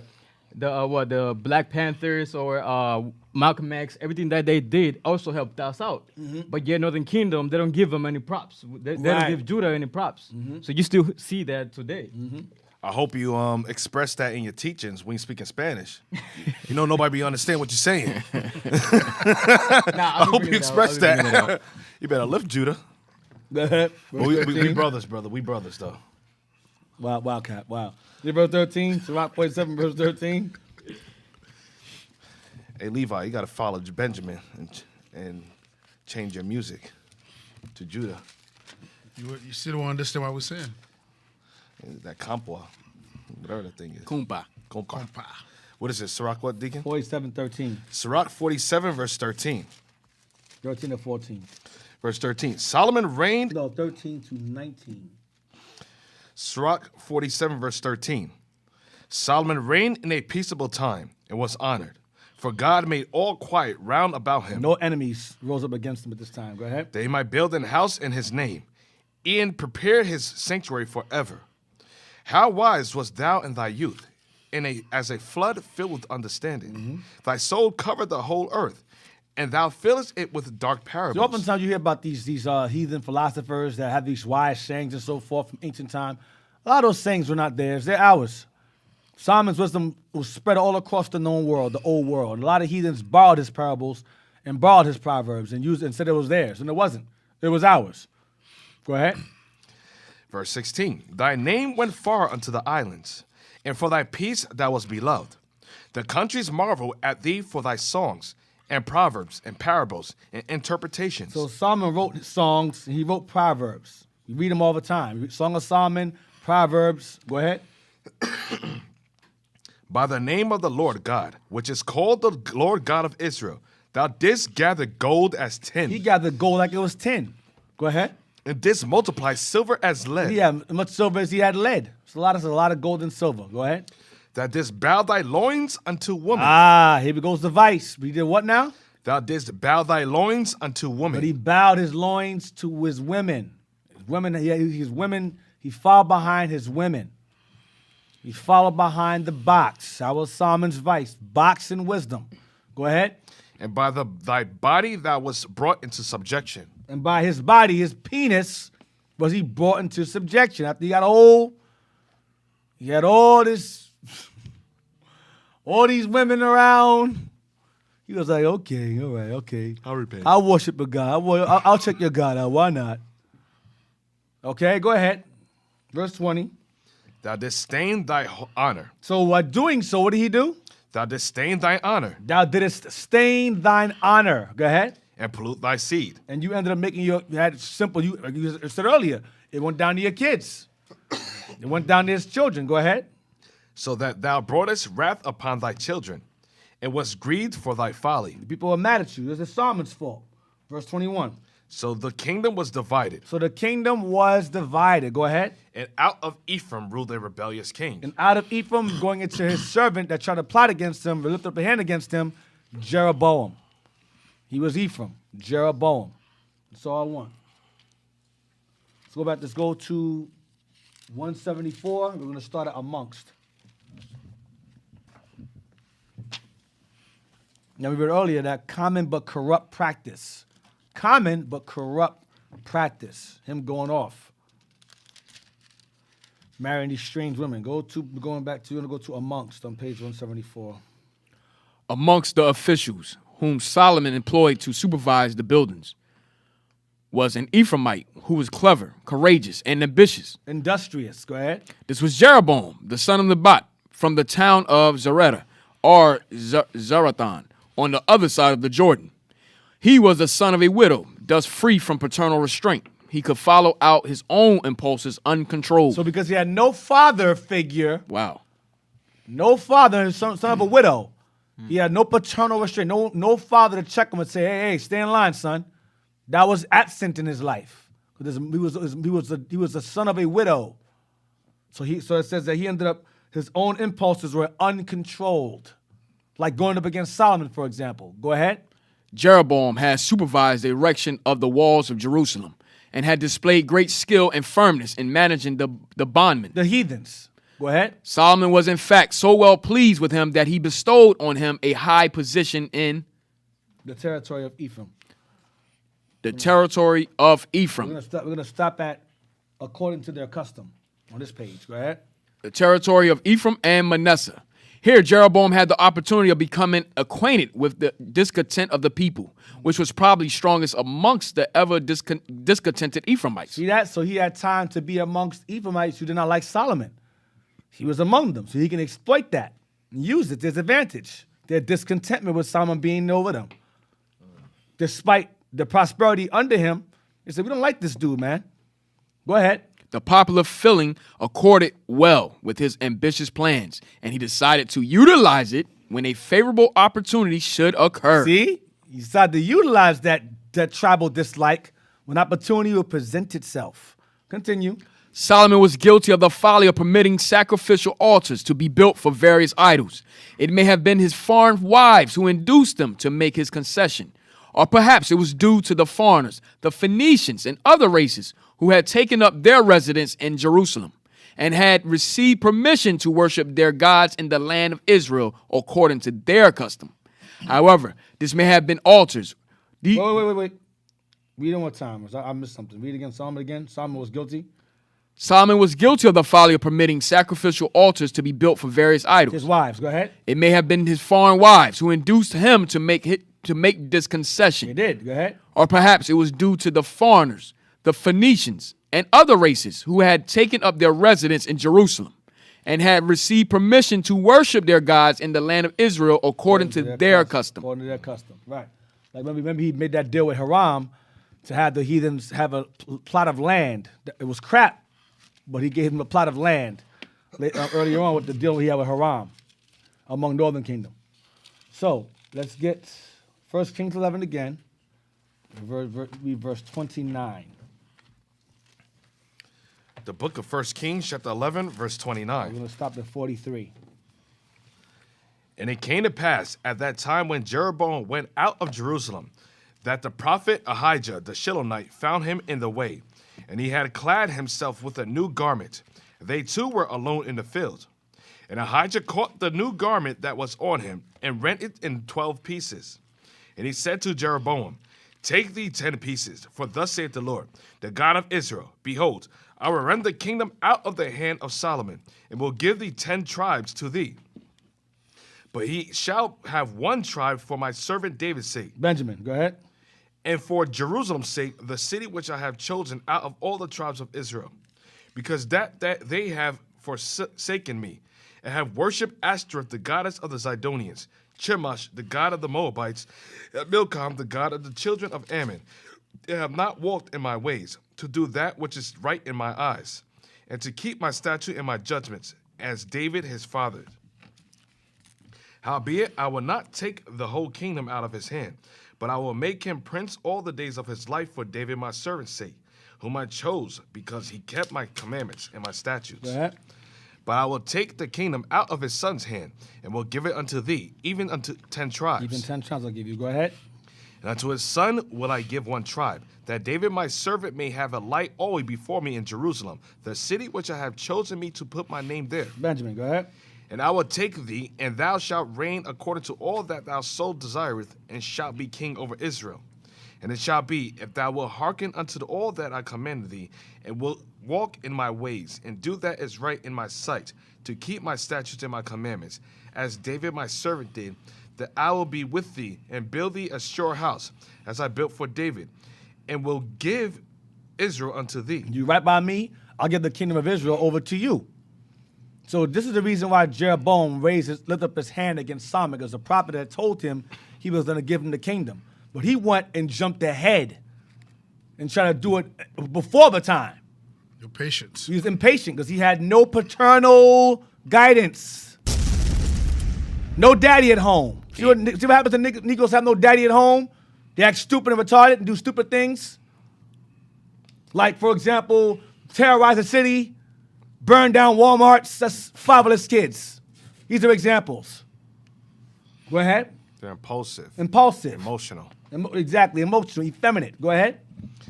An hour for this afflict the seed of David, but not forever. Solomon sought therefore to kill Jeroboam. See that? Solomon sought therefore to kill Jeroboam because Jeroboam tried to plot against him. Go ahead. And Jeroboam arose and fled into Egypt, unto Shishak, king of Egypt, and was in Egypt until the death of Solomon. So he stayed there until Solomon died. Go ahead. And the rest of the acts of Solomon, and all that he did, and his wisdom, are they not written in the book of Acts of Solomon? Go ahead. And the time that Solomon reigned in Jerusalem over all Israel was 40 years. And Solomon slept with his fathers, and was buried in the city of David his father. And Rehoboam his son reigned in his stead. Rehoboam his son reigned in his stead. So Jeroboam left until the coast was clear. Let's get chapter 12, verse 1. Chapter 12, verse 1. And Rehoboam We're went... going to read the verse 6. We're going to read the verse... We'll just read down. Go ahead. And Rehoboam went to Shechem, for all Israel were come to Shechem to make him king. And it came to pass, when Jeroboam the son of Nebat, who was yet in Egypt, heard of it, for he was fled from the presence of King Solomon, and Jeroboam dwelt in Egypt, that they sent and called him. And Jeroboam and all the congregation of Israel came, and spake unto Rehoboam, saying, Thy father made our grievous. Now therefore make thou thy grievous service of thy father. and his heavy yoke which he put upon us lighter, and we will serve thee. Remember, Solomon lived a luxurious life. Lived a very luxurious life. He taxed the people. He said, listen, make the tax that Solomon put upon us for his women lighter. Make our lives a bit easier than your father. Okay, go ahead. And they went and they got Jeroboam. Remember, he was Ephraim. They went and fetched Jeroboam. So they went to Rehoboam and said, listen, Rehoboam, your father was rough on us. He's dead now. Be better to us, and we'll serve you. Go ahead. And he said unto them, Depart yet for 3 days, then come again to me. And the people departed. And King Rehoboam consulted with the old men that stood before Solomon his father while he yet lived, and said, How do you advise that I may answer this people? So he spoke to Solomon's counselors that were around, he's alive, and said, how do you propose I deal with the people? What do you advise? What do you suggest? Go ahead. And they spake unto him, saying, If thou wilt be a servant unto this people this day, and will serve them, and answer them, and speak good words to them, then they will be thy servants forever. But he forsook the counsel of the old men, which they had given him, and consulted with the young men that were grown up with him, and which stood before him. So, Judah. Listen to his boys he grew up with, rather than his elders, and listen to their counsel instead. This is That is common amongst Judah. that's black It's people. very This is black a black people. boy, definitely a black boy. That's the curse of being black. Let's continue. Let's continue reading on. And Deke, and we saw the same examples amongst certain brothers that was amongst us. Yeah. They gathered together with their boys, counseled with each other, and made themselves head Yep. over the body, and disannul the vice of their elders. Yep. And what happens? Chaos, Right. confusion, madness. Now you're standing on the screen with 2 legs up in the air, twerking. Now you're damn new twerk queen. You're the damn gullet queen of Israel. Right. Having Smoking, morning yeah. walks with men rather than You're having lonely walks with men, smoking 1 minute. blunts. And, you don't have 1 minute. Might as well go on a rant. Yeah. Smoking blunts, having lonely walks with men, Right. talking about 2, now you have multiple wives, 2 Right. wives, In and somebody a else's boyfriend. house. In somebody else's house. Yeah. Damn. That's what happens when you listen to your friends. He got cancer, you got cancer. He's telling you how to kill cancer, but you got cancer. How do you know Right. how to cure cancer? You got cancer. Yeah. That make no sense. Want to kill yours first and teach me how to kill mine. Right. Exactly. So on that, we're gonna leave the niggas alone on a break. We're gonna go on a break now. So stay tuned. Hey, we got 38 seconds for niggas. We got 30 seconds left Yeah, for Negroes? yeah. Let's continue. Let's talking about continue the rant. So yeah, like we were saying, that's why we read earlier how Jeroboam had no paternal guidance, so he acted on impulse. He was compulsive. Likewise, these young black boys today, running around in Philly, pretending that they care about Walter Wallace, who was killed, destroying things, destroying stores, taking Instagram pictures of Henny bottles. Why? For Wallace, he's Sick. gone. Sick. That goes back to a fatherless house. And Dick, if you read the thing, there's 11 people that got killed behind that thing. Wow. So it's like they was fighting each other for whichever one that took something that they wanted. Right. And they're killing each other for, off for of killing that. each other, all for Walter Wallace. Yeah, okay, whatever. So we're going to take a break on that. Stay tuned. Shalom. Shalom. All right, shalom.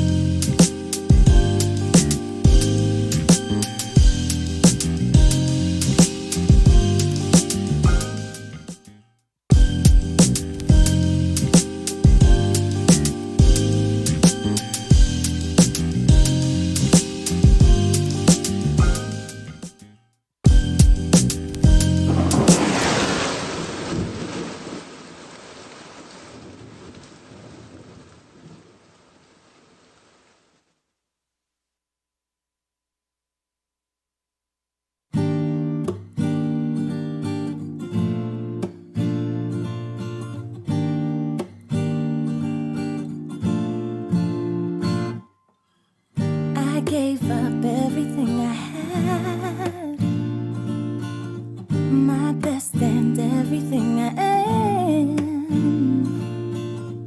Now I'm throwing in the towel like it was nothing. I turned around and walked away like it was nothing. Now they saying, did we ever know the real you? I'm certain I'm the one who's changed. Well, either way, I digress from the situation. Our heart's no longer syncopated, so I'm just gonna fall back, learn who I am and where I came from. The small talk never suited me. They only want who I used to be, want what I used to be. No, I'm not who I used to be. Most High made me royalty. They only want who I used to be, but that ain't me no more, no more. No, I'm not who I used to be. Most High made me royalty. They only want who I used to be. That ain't me no more, no more.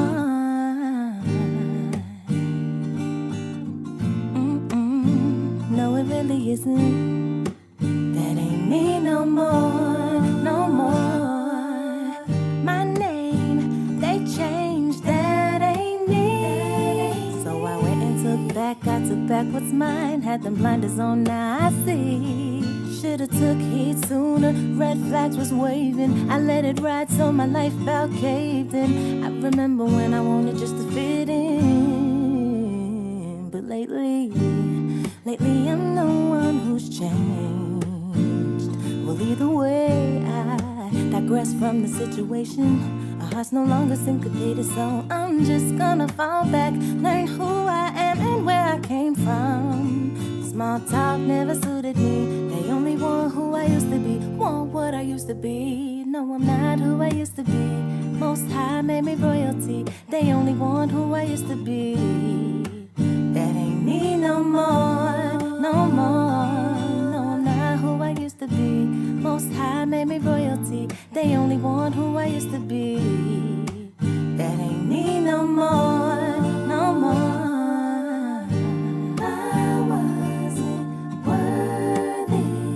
No, I wasn't. Most High, He called me. Yeah, yeah, yeah. I wasn't worthy. No, no. Most High, He called me.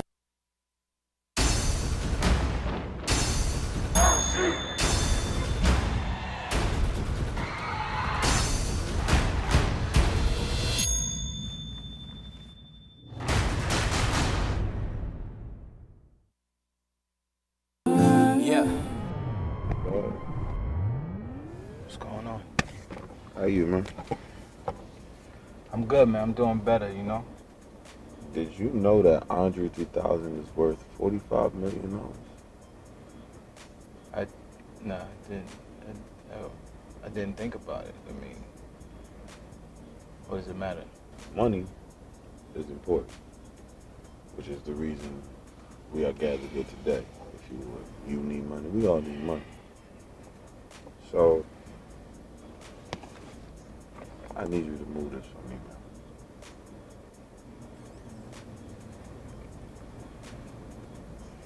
I can't do it. I can't do it no more, man. I'm sorry. You can't do what? I'm done with it. See, the crazy thing about your career is I tell you when you're done and you're not. So, Friday. Look, Look, I appreciate everything you've done. You know what I'm saying? Like, look, you done been there a lot of times for me. You know what I mean? You done got me out of a lot of sticky situations. And trust me. Look, I remember all the shit that you did. Look. I don't got time for it, neither do you. I don't like being out here holding this up like that. So just go ahead, take that, and I'll call you tomorrow. All right? Yo, I know you think that I'm playing when I say this. If you want, I'll take the bag, but I can't take the stuff that's in it, man. What's your name now? Solomon. Okay, Solomon. Let me tell you something. I don't know what you've been learning here at IUIC or IUIC, whatever this IUIC. is, but this is what you are. You sell. You're a great salesman. Because if you don't, then we're just gonna have to replace you. So think just hold on to it. Think about it. But just think about it by Friday having my money. Alright? So after everything, that's how you do me? Yeah. You gonna give me the ultimatum of this or replace me? Like as if I don't know what that means? Come on, man. Funerals, they're not that expensive no more. Yo, you grew up with my big brother, man. And you know what happened to him. And you told me that no matter what, you was gonna hold me down. And now you telling me this? I can't do it no more, man. I just can't. It got my brother killed, and now you want me to die behind this? I mean, bro, listen, I'm going to the school now. I'm learning about, my history and all of that. Yo, we the Israelites, man. I can't keep doing this to my people. Like, you don't ever think about this shit, man? You don't ever think about the things that we doing out here? I'm done with it. I'm done. Listen, you do whatever you got to do. But I already spoke my piece. And if you feel like the thing you got to do is kill me, then so be it, man. Let it be on your heart. All right, man, get on my car. That's how you feel?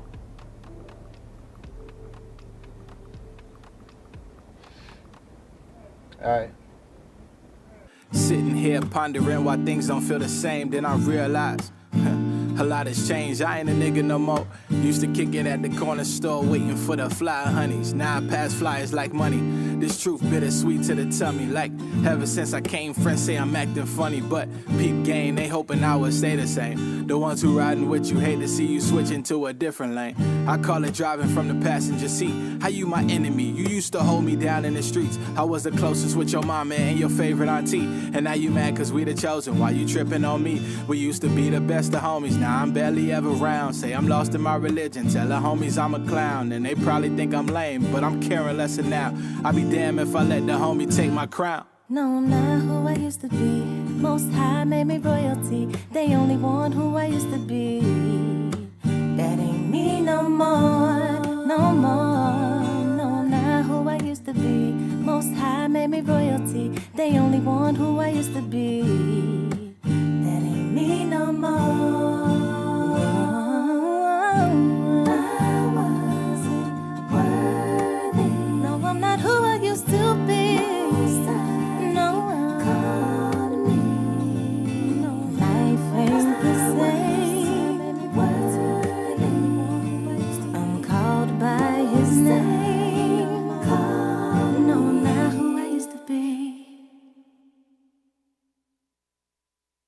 Joe Biden insulted millions of black Americans. If you have a problem figuring out whether you're for me or Trump, then you ain't black. Worse, Biden wrote the mass incarceration laws that destroyed a generation of black families. We have no choice but to take them out of society. Away from my mother. Yes, this is Agent Berkeley, badge number 9955. Yeah, can you patch me to Chief Director Rosenbaum, please?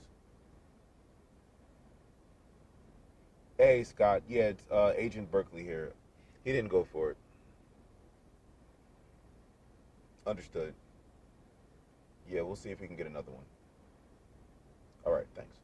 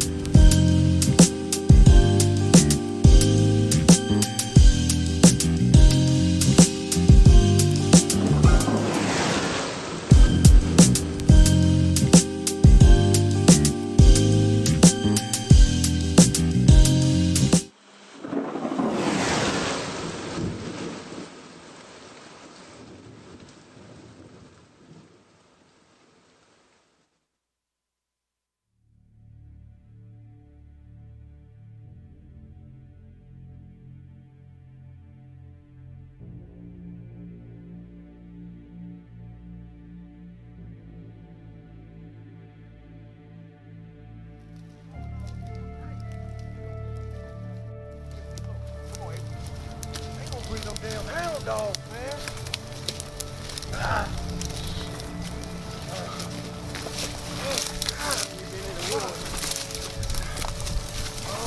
Come on, man. Bring your slow ass on. Come on, bro. How long we been at this? Been out here for a while.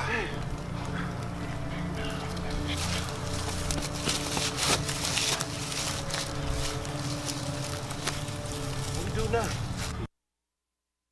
If you work in a team, you've got to try Monday.com. Go.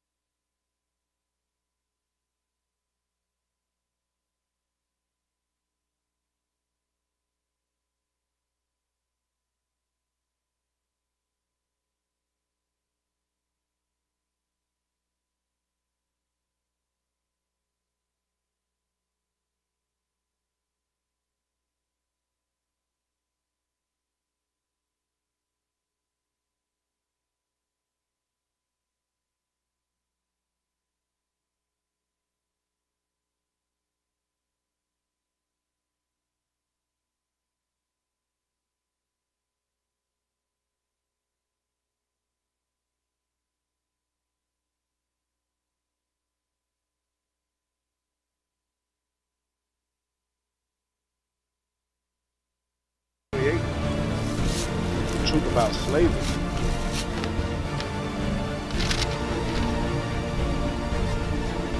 What does this mean? Ask him. Where you go? Where you go?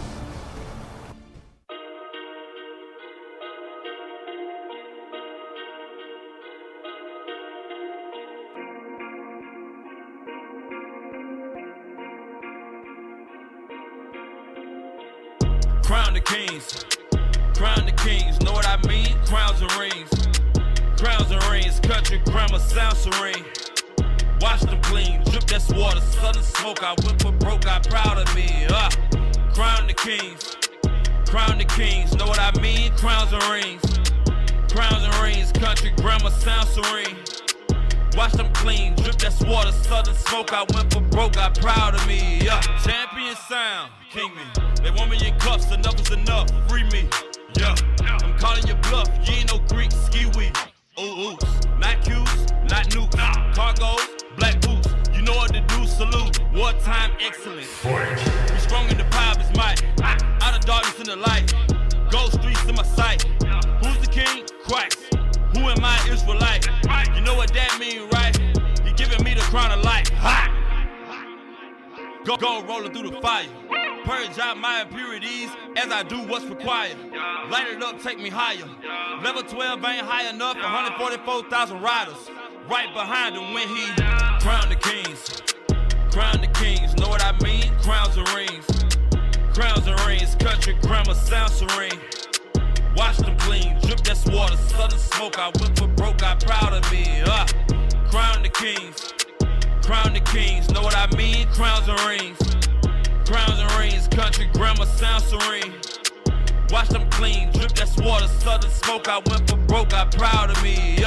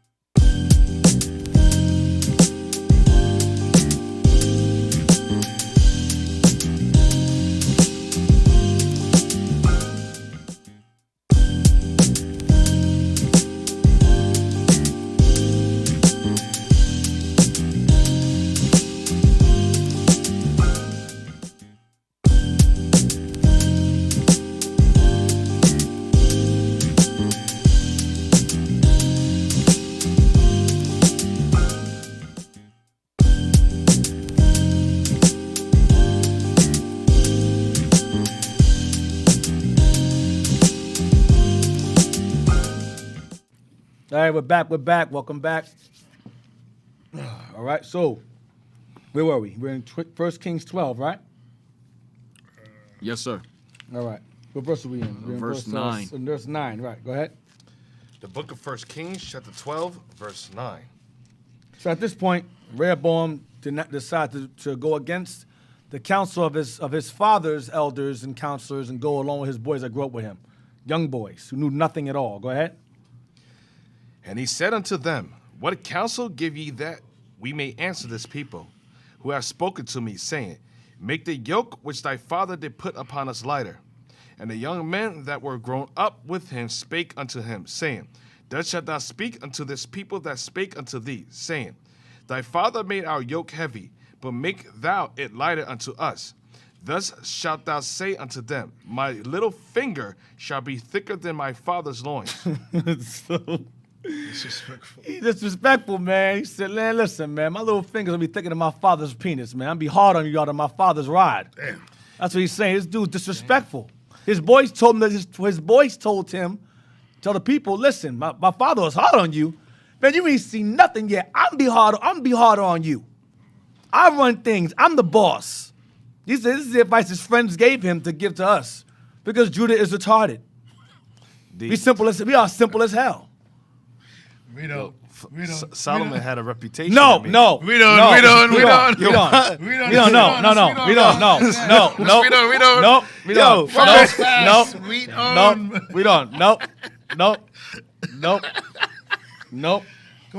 Nope. We don't, man. Let's go.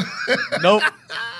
No. Wow. Come on, Cap. No. Cap. No. Let's go, Cap. No. Leave that thing alone, man. No. Yo, what's wrong with this dude, man? He's talking about opportunity presented something, man. Oh, man. You're gonna have more kids than me, man. I'm telling you, man. I'll go on to you, man. I don't want this dude, man. I don't understand Solomon it, was man. that dude, man. That's Yeah, it. that That's dude. it, man. That's it. Oh my gosh, man. Yo, why is his son talking about his loins? Yo, I don't Yo, know, this man. all throughout the script is talking about Solomon's loins. I don't know, man. No, Dad. Don't try to open it. Don't try We to know, man. open it. We know, Don't right? try to open it for that, man. Don't do it. Let's go. We're gonna continue. We're gonna go. Verse 11. Verse 11. And now we're at. Come on. And now, whereas my father did lay you with a heavy yoke, I will add to your yoke. My father had chastised you with whips, but I will chastise you with scorpions. That's what he meant. I'm be hard on you than my father was. Go ahead. He's flexing.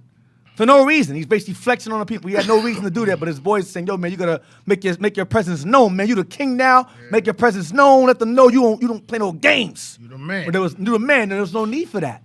All they asked was to make the taxes lighter, be easier on us, and we'll be all right. We'll serve you without problem. But listen to his boys. It was all the Lord. It was the Lord's prophecy. Go ahead. Remember on the prophecy of Ahijah the Shilonite, what he told Jeroboam. Go ahead. So Jeroboam and all the people came to Rehoboam the third day, as the king had appointed, saying, Come to me again the third day. And the king answered the people roughly, and forsook the old man's counsel that they gave him. Go ahead. And spake to them after the counsel of the young men, saying, My father made your yoke heavy. I will add to your yoke. My father also chastised you with whips, but I will chastise you with scorpions. I'll make your life harder. Go ahead. Wherefore the king hearkened not unto the people, for that cause was from the Lord, that he might perform his saying which the Lord spake by Ahijah the Shilonite. So that prophecy had to come to pass. Rehoboam had to be an idiot for the time being to make the wrong decision in order for the prophecy of Ahijah come to pass to strip the kingdom from Solomon's line, half the kingdom. Go ahead. The Shilonite unto Jeroboam the son of Nebat. Go ahead. So when all Israel saw that the king hearkened not unto them, the people answered the king, saying, What portion have we in David? Neither have we inheritance in the son of Jesse. To your tents, O Israel. We out of here. The hell with Judah. We out. Go ahead. Now see to thine own house. You see to your own house. You deal with your own tribe. Then we good. We out. Go ahead. David. So Israel departed unto their tents. They left. No more dealing with each other now. That's the split. That is verse 16 is the beginning of the split that made up southern and northern kingdom. Verse 17 and 18. Come on. But as for the children of Israel which dwelt in the cities of Judah, Rehoboam reigned over them. Because remember, you had Simeon that resided in the land of Judah. So he reigned over the kingdoms that resided in Judah's lands. Okay, go ahead. Despite their division, go ahead. The king Rehoboam sent Adoram, Adoram, go ahead. Adoram. Or Adoniram, same thing, go ahead. who was over the tribute. Over the taxes, watch this. And all Israel stoned him with stones that he died. Wait, so he said, he said Adoniram to collect the taxes. They said, you come here to collect taxes from us? But they killed that dude, man. They beat him with stones. Go ahead. Damn. That he died. Go ahead. So Israel, sorry. Read from the top, read from the top. Then King Rehoboam sent Adoram, who was over the tribute, and all Israel stoned him with stones that he died. Therefore, King Rehoboam made speed to get him up to his chariot. We out of here. Because he was there too. So he's like, we out. Get out of here. This dude go. To flee to Jerusalem. He dipped. He came there with him. Where my money at? Where the taxes at? The taxes? What? Get out of here, man. Get out of here, nigga. Get out of here, man. We don't deal with you no more. The hell with you and your taxes. All right, so now let's get 19. We on down to 19. So keep that name in mind. Keep that name in mind. Adoram. Keep that name in mind. We're gonna read to verse 33. Go ahead. Verse 20. And it came to pass when No, we're in verse 19. Verse 19. So Israel rebelled against the house of David unto this day. So unto the day that this is written, Kings is written, there was rebellion, there was division between both southern and northern kingdom until that very day that Kings was written. Go ahead. And it came to pass, when all Israel heard that Jeroboam was come again, that they sent and called him unto the congregation, and made him king over all Israel. There was none that followed the house of David, but the tribe of Judah only. Go ahead. And when Rehoboam And Benjamin also came behind. Go ahead. And when Rehoboam was come to Jerusalem, he assembled all the house of Judah with the tribe of Benjamin, and 180,000 chosen men, which were warriors, to fight against the house of Israel, to bring the kingdom again to Rehoboam the son of Solomon. So Rehoboam was going to come and take the kingdom back by force with Benjamin. Now that's the problem right there. Judah and Benjamin together is a problem. A serious problem. With who are warriors. That's a serious problem. You know it's a problem when Benjamin alone can handle all 11. the 11 tribes. Yeah. That's crazy. So you got Judah and Benjamin together? Woo! So watch what happens. Watch this. Go ahead. But the word of God came unto Shemaiah, the man of God, saying, Speak unto Rehoboam, the son of Solomon, king of Judah, and unto all the house of Judah and Benjamin, and to the remnant of the people, saying, Thus saith the Lord, Ye shall not go up, nor fight against your brethren, the children of Israel. Don't fight them. Go ahead. Return every man to his house, for this thing is from me. This division is from me. It's of me. Leave it alone. Go ahead. They hearkened therefore to the word of the Lord, and returned to depart according to the word of the Lord. Go ahead. Then Jeroboam built Shechem and Mount Ephraim. He built Shechem and Mount Ephraim. Go ahead. And dwelt therein, and went out from thence, and built Penuel. And Jeroboam said in his heart. Remember, this is the dude I was raised without a father. Stupid impulses. Okay, go ahead. Now shall the kingdom return to the house of David. If this people go up to do sacrifice in the house of the Lord, if the people go up to the temple to sacrifice in Jerusalem, go ahead. Then shall the heart of his people turn again unto their Lord. You'll turn back to Rehoboam. Go ahead. Even unto Rehoboam, king of Judah. And they shall kill me, and go again to Rehoboam, king of Judah. So this dude was afraid, despite the prophecy that was told him he was going to have power over the 10. He still had fear that the 10 would turn against him and go back to Judah, because he was an idiot. Like Rehoboam was an idiot. He had two idiots ruling over our people at this time. Go ahead. Whereupon the king took counsel and made 2 calves of gold, and said unto them, It is too much for you to go up to Jerusalem. So unfortunately, Jeroboam was a bigger idiot. He said, let's serve other gods. I'm going to get them idols to worship. Rather than leave me, I'll have them go and sin first. This madness. Go ahead. Behold thy gods, O Israel. Behold thy gods, O Israel. You don't got to go to Jerusalem. Here are your gods right here. Go ahead. Which brought thee up out of the land of Egypt. These are the gods that brought you out of Egypt. These golden calves that Aaron made back in the wilderness that they got killed for doing. That Israel got killed for in the wilderness. Yeah, and Dick, remember he just came from Egypt too. Yeah, he was in Egypt right. for a few That's years. right. He escaped from Egypt. Yep. So he got knowledge of that. He came out of Egypt. He came back from Egypt. Heavy. With all these damn idols. All them idols. That's He brought the true. idols over here with him. He grew up, yeah. Go ahead. Simple as hell. Go ahead. And he set the one in Bethel. Put one in Bethel. And the other put he in Dan. Another one in Dan. Dan went way the hell off. So much that Dan took it to another Dan, level. damn, they got a right. The Most High just shrunk them into nothing down there. Dan. Go ahead. And this thing became a sin, For the people went to worship before the one even unto Dan. Go ahead. And he made a house of high places, and made priests of the lowest of the people. It made low lives the priests of these idols. Go ahead. Which were not of the sons of Levi. Which are not Levites. Go ahead. And Jeroboam ordained a feast in the 8th month. Then he made up his own feast day. On top of that, go ahead. In the 15th day of the month, like unto the feast that is in Judah. And he offered upon the altar. So did he in Bethel sacrifice unto the calves that he made. And he placed in Bethel and priests, the priests of the high places which he made. Lord of the people. The lords of the people, he made them priests to offer sacrifices to those idols. This guy was a demon. Go ahead. So he offered upon the altar which he had made in Bethel the 15th day of the 8th month, even in the month which he had devised of his own heart. In the month what? Even in the month which he had devised of his own heart. He made it up. Made up his own feast day. Go ahead. And ordained a feast unto the children of Israel. And he offered upon the altar and burnt incense. God's a demon. Now. And that's him. That's why the scripture says, he that wandereth out of the congregation of the, what is it? Proverbs 12, verse 26 real quick. Right. That's to show you in comparison to today. When you have brothers and sisters that go off and they leave the body of Israel. We all oftentimes bring it up within classes. When you have Moses, when God put his spirit on the 70 elders and just Israel in general to pray, to prophesy amongst the people, whenever you operate outside of the guidelines of the guides of Israel and operate your own spirit, that spirit is gone. Right. And that's like Jeroboam. He operated outside of the body of the Israel. Right. Read that real quick, Jez. Proverbs chapter 12, verse 26. The righteous is more excellent. No, sorry. He that wandereth out of the way of Understanding. understanding. What is that? Congregation of the dead. Yeah, what is 21:16. 21:16. Yeah, sorry. It's an old dusty scripture for me. Read that. Book of Proverbs chapter 21, verse 16. The man that wandereth out of the way of understanding shall remain in the congregation of the dead. Right. So just like Jeroboam back then, he wandered out of the understanding. Sorry, the man that wandered out of the understanding shall remain in the congregation of the dead. So he wandered out of the understanding. He came from he left from the Judah, which where the understanding was coming from. So what happened? He started worshiping idols. He started worshiping the gods of Egypt. Also, he went and started changing the feast days.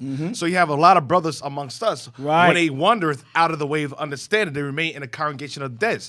They start reverting back to dead works. Right. They go to idolatry. You start worshiping the first day of the week or the morning's doctrine. Sunrise doctrine. Sun worship. So you revert and you start to change the laws. You start to change the high holy days. Right.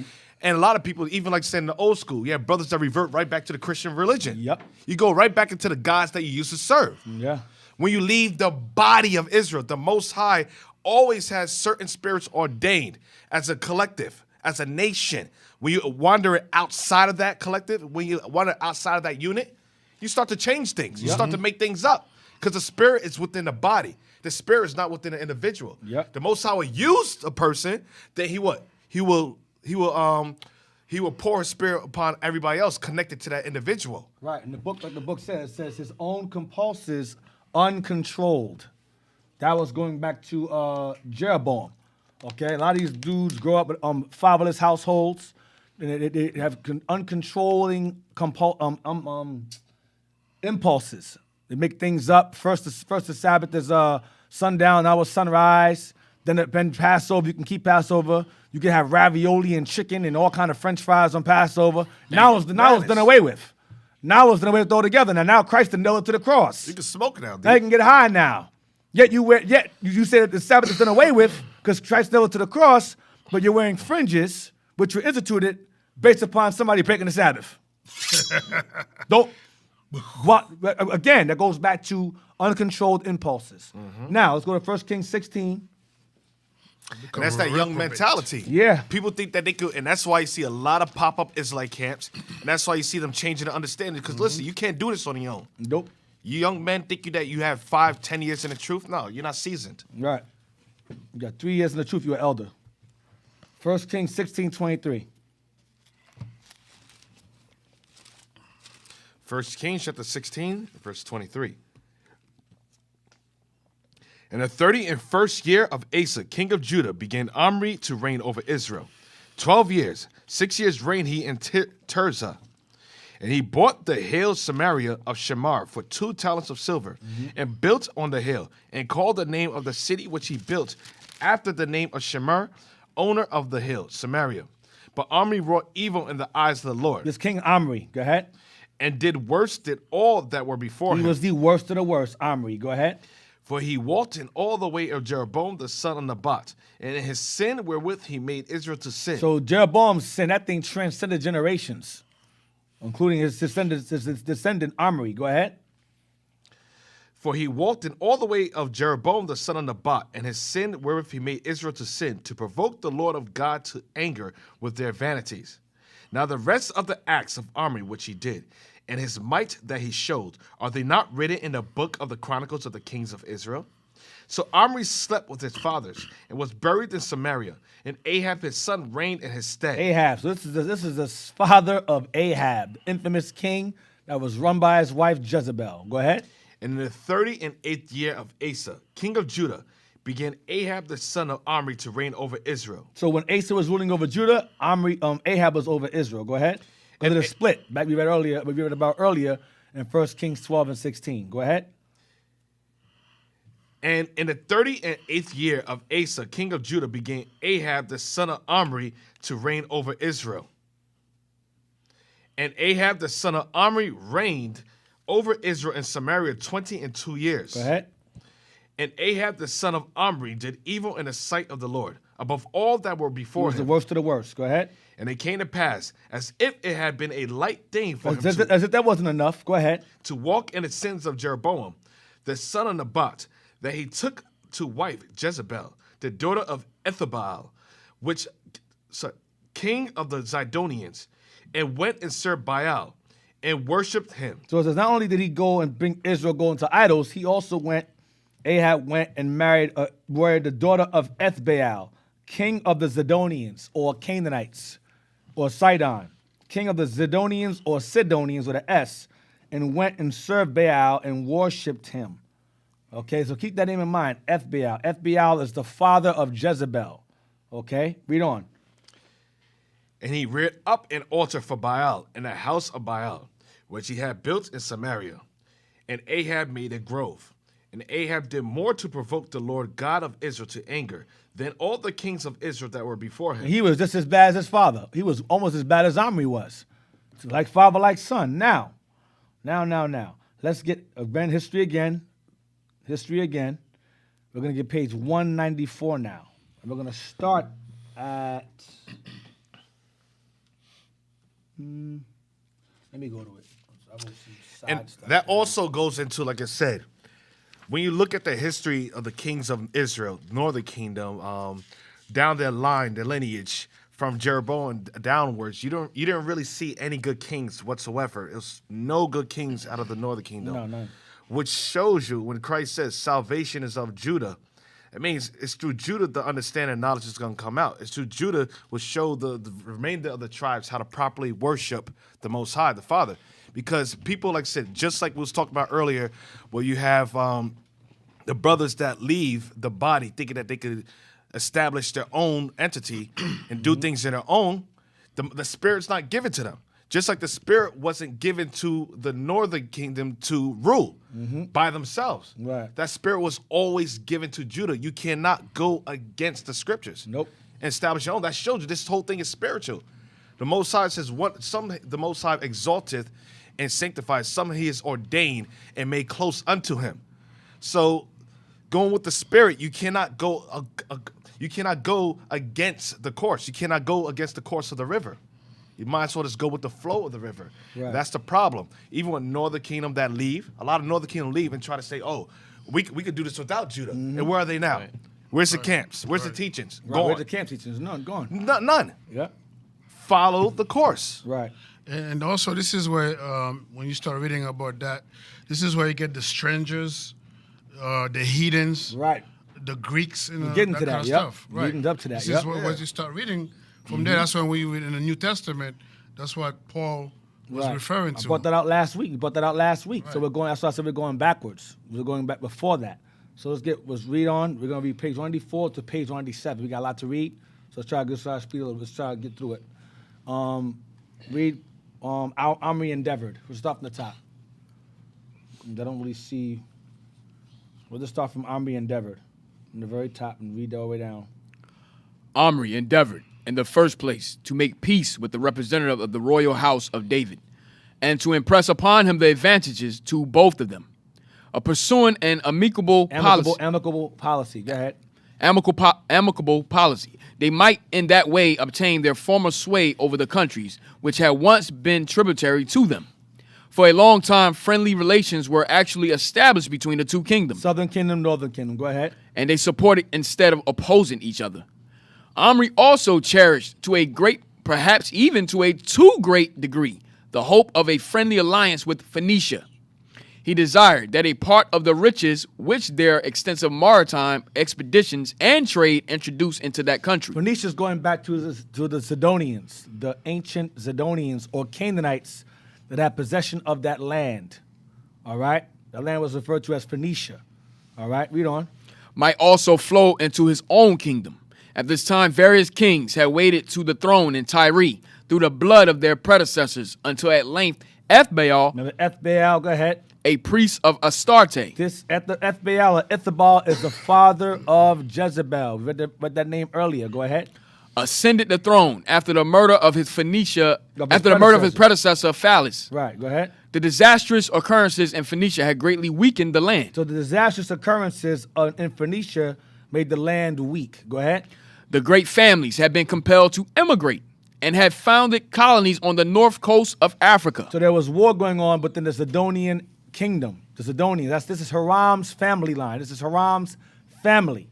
So it says what? It says what? Read it again. The disastrous what? The disastrous occurrences in Phoenicia had greatly weakened the land. Go ahead. The great families had been compelled to emigrate. Great families have been compelled to emigrate. The great families or royal families have been compelled to leave this area of land. Watch this. And had founded colonies on the north coast of Africa. Carthage. Northeast Africa and other parts of Greece and so forth. We're going to find out who that is, who this is later on. And Israel followed behind them also. Israel was amongst them, mixing amongst them. This goes back to Hiram. Remember, Hiram's mother was Northern Kingdom. So you had Northern Kingdom that decided to flee along with them to these areas on the north coast of Africa, which would be Carthage. Keep that knowledge and information, keep that understanding in mind.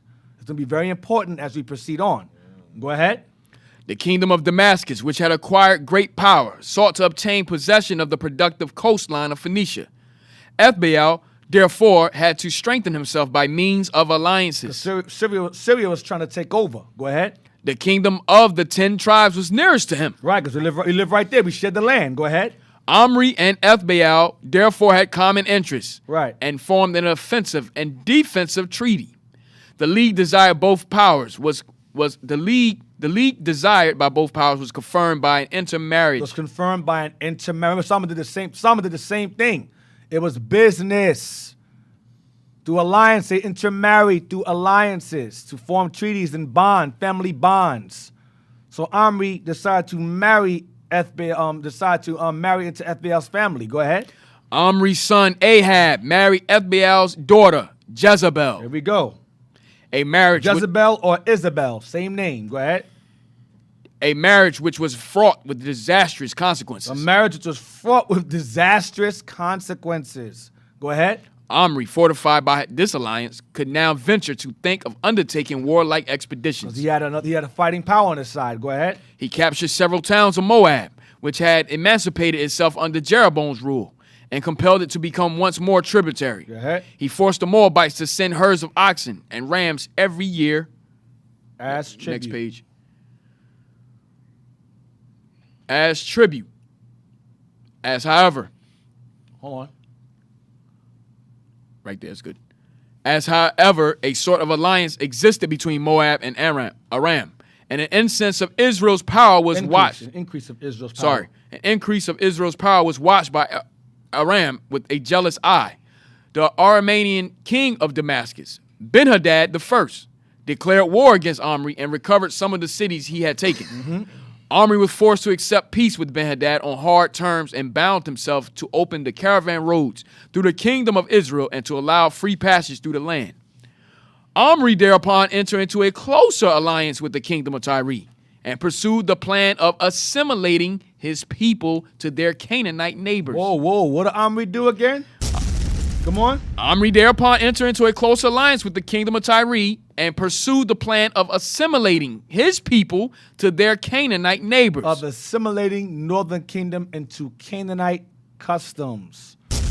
Into Canaanite customs. So northern kingdom. Now you see where that bruja, what's it, how you call it? The voodoo? Yeah, that's Brujeria, all that that's stuff. where it came from. That's where it came from. Yep. That's where it comes from. Go ahead. Why should he endeavor to keep Israel separate from the surrounding peoples? What would it not be wiser and better to permit the kingdom of the 10 tribes to assume a Phoenician or Tyrian character? See that? Let's become Phoenicians. Let's become Tyrians. Let's become Canaanites. I go back to Ezekiel 25. You shall be as the heathen. Same thing again. Go ahead. United as they were in language and customs, might not the two races become more closely welded together if the Phoenician form of worship were introduced into the kingdom of Israel? Omri led the way to this union. He introduced the service of Baal and Astarte as the official mode of worship. He built a temple for Baal in his capital of Samaria, ordained priests, and commanded that sacrifices should be universally made to the Phoenician idols. He desired to see the worship of the bull, as observed in Bethel and Dan, abolished. It seemed to him too distinctly Israelitish in character, and to be likely to maintain the division between the Israelites and Phoenicians. Right, so he felt there was a problem if we maintained ourselves as Israelites while being allied with Canaanites. We should just become Canaanites too. Let's be Americans. The hell with being an Israelite, the hell with that, let's be Americanized. Right. Same thing, he's pushing the same thing. Wow. He's pushing democracy. That's what he was pushing. That's why I said he did worse than all the kings before him. This guy was the worst. Omri was the worst. Go ahead. And also, D, that also proved that the Samaritans were Israel. Yeah. Remember it says in the capital of Samaria. Go back down a bit. Where was it? Right there. It says Baal and Astarte as the official mode of worship. And he built a temple for Baal in his capital of Samaria. Right, and that's what the scripture says, right? Right. Isaiah, is it Isaiah 7 and 8? Oh, yeah, 7 and 8, yeah. Go ahead. Jehovah adored with or without a visible image was too striking a contrast to the Tyrian Baal or Adonis. Hold on, Jehovah adored with or without a visible image. Jehovah adored with or without a visible image. That means we had depictions of the Father. We had depictions of the Son as well amongst us. Go ahead. Was too striking a contrast to the Tyrian Baal or Adonis for Omri to permit his worship to remain. So one God had to go. One God had to go, and Omri said, get rid of the God of Israel. Get rid of that one. Go ahead. Omri's innovations were of far greater import than those of Jeroboam. Or to speak in the language of the Bible, he acted yet more sinfully than his predecessors. He was the worst. Worst Negro ever. Go ahead. He desired to rob the nation of his God and of his origin. Damn. He desired to rob the kingdom of his God, nation of his God, and where it's from, his forefathers. The hell with the forefathers. The hell with your people. Go ahead. He desired it to forget that it had a special nationality in contradistinction to that of the idolaters. Damn. He said the hell with being us better than nations. We are the nations. This dude was the worst. God's laws are done away with. God's laws done away with. Yep. We're all Americans now. We're Greeks now. This guy was a king. This guy was the worst. Go ahead. History has not recorded. All right. There you go. I'll come back. All right. History has not recorded how these changes were received. So history doesn't record how people either gave into these things or didn't. Doesn't record that. But you know that some Israel went off into that nonsense and some did not. Go ahead. His son Ahab, reigned 922 to 901, was destined to continue the work. His father bequests, as it were. In furtherance of the latter's projects, he naturally kept up the close connection with Tyre and with the king of Judah. But the execution of a charge involving the severest attacks on the inner convictions of man is, in spite of all one may do, dependent on circumstances or contingencies beyond the calculations of the wisest mind. 2 kinds of obstacles intervene to prevent the Canaanization of the 10 tribes. We read again. 2 kinds of what? 2 kinds of obstacles intervene to prevent the Canaanization of the 10 tribes. 2 kinds of obstacles intervene to prevent the Canaanization of the 10 tribes, meaning them becoming Hamites, basically. Go ahead. The one was Ahab's disposition. One obstacle was Ahab's behavior, disposition. Go ahead, how he conducted himself. Go ahead. And the other arose from an unexpected cause, which weakened, if it did not entirely destroy, the effect of the terrible blow aimed at religion. Watch this. In order to accomplish this transformation of the nation into a mere appendage of Phoenicia, to a near branch off of Hamites. Go ahead. And the consequent loss of its own identity, the success of and the consequent cost of what? And the consequent loss of its own identity. Go ahead. The successor of Omri needed a powerful mind. Omri had a powerful mind. He was crafty. Ahab was not half the man his father was. He was weaker and dumber. Go ahead, watch this. An unbending will, an unyielding severity. So in order for you to assimilate your people into another heathen culture, you have to have a powerful mind, an unbending will, and an unyielding severity to crush all opposition with a strong hand. That's what Esau has. Esau has a powerful mind, an unbending will, and an unyielding severity to make sure that Negroes become Americans. Not Israelites, but Christians, Americans, Democrats, Republicans. That requires power and a powerful mind. Right. You can't be weak to do that with a nation. You gotta be strong and unyielding, meaning unmerciful. Don't play around. Ahab was not that kind of person. He wasn't like that. Continue. Ahab was, however, of an entirely different nature.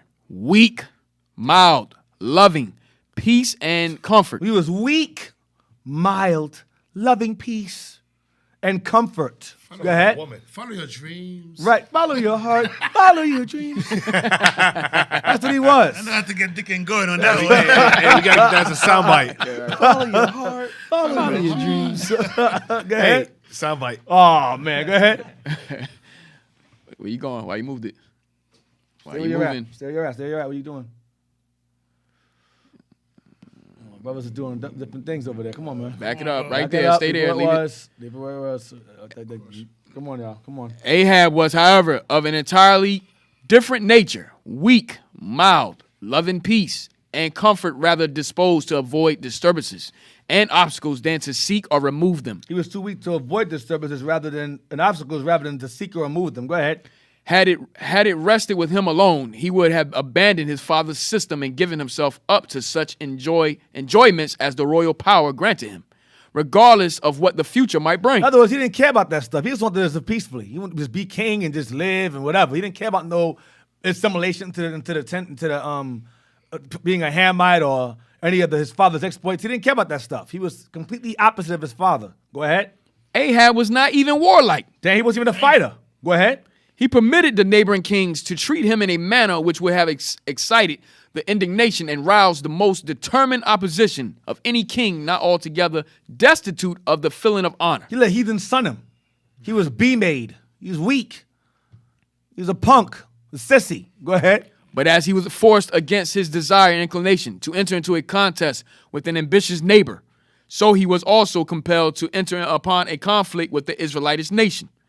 His father had given him a wife, in every way his opposite, with a strong, manly will. Whoa. Damn. His father gave him a wife with a strong, manly will. The same beef I said earlier, the same way he had a problem with heathens, he had the same beef with his own people.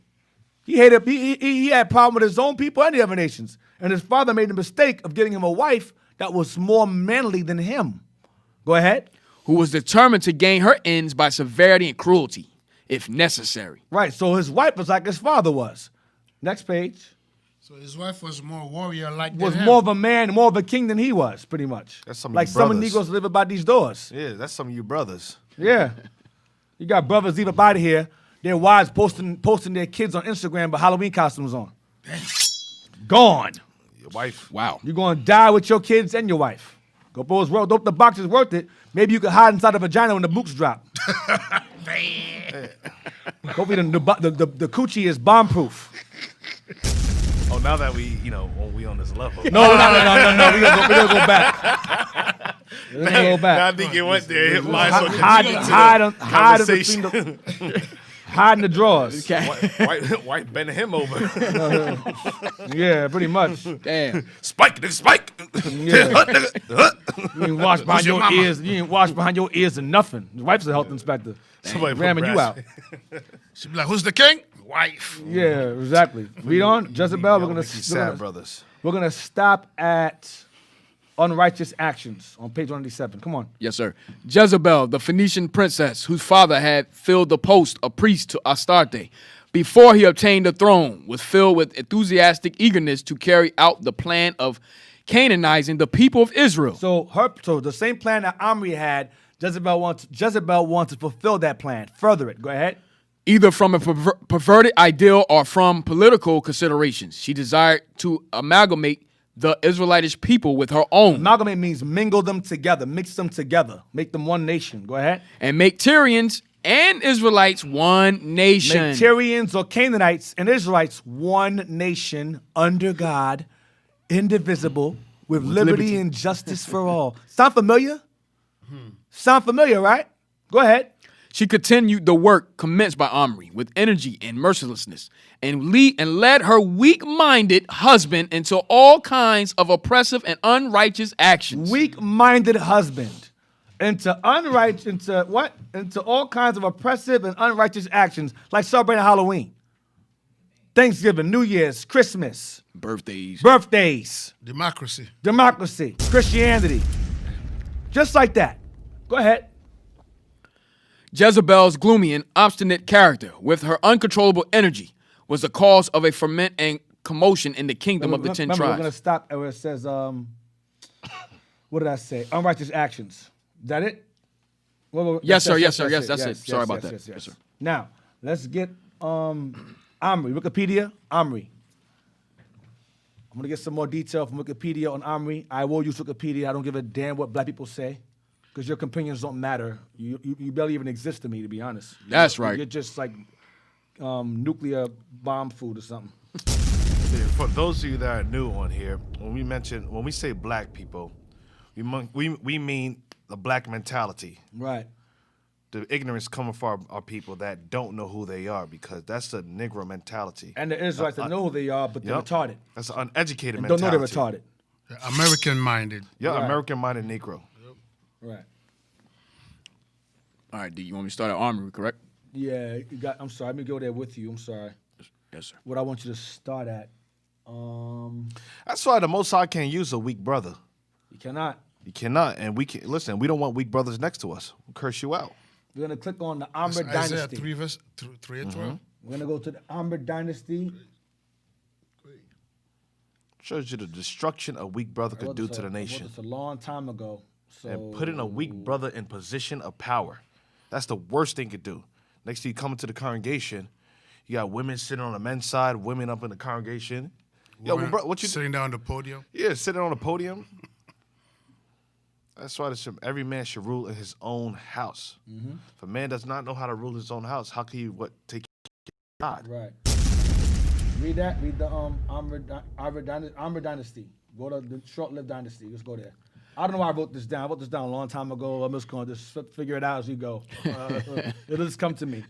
Go ahead. The short-lived dynasty founded by Omri constituted a new chapter in the history of the northern kingdom of Israel. It ended almost 50 years of constant civil war over the throne. There was peace with the kingdom of Judah to the south, and even cooperation between the two rival states, while relations with neighboring Sidon to the north were bolstered by marriages negotiated between the two royal courts. Mm-hmm. The state of peace with two powerful neighbors enabled the kingdom of Israel to expand its influence and even political control in Transjordan. And these factors combined brought an economic prosperity to the kingdom. Go, move it up.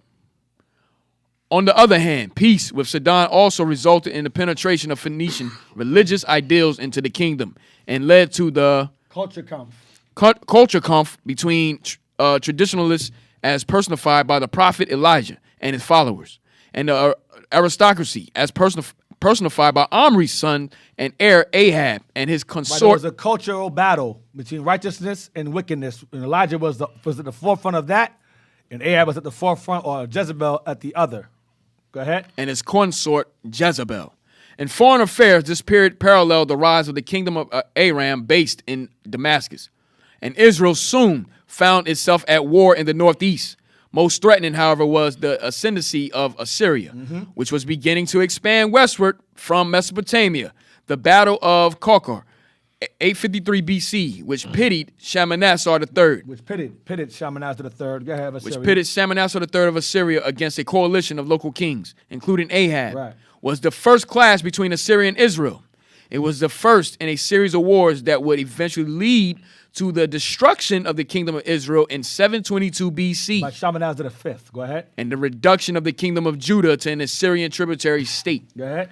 In 841 BC, the Assyrian king Shalmaneser III campaigned along the Mediterranean coast and forced Jehu to pay tribute.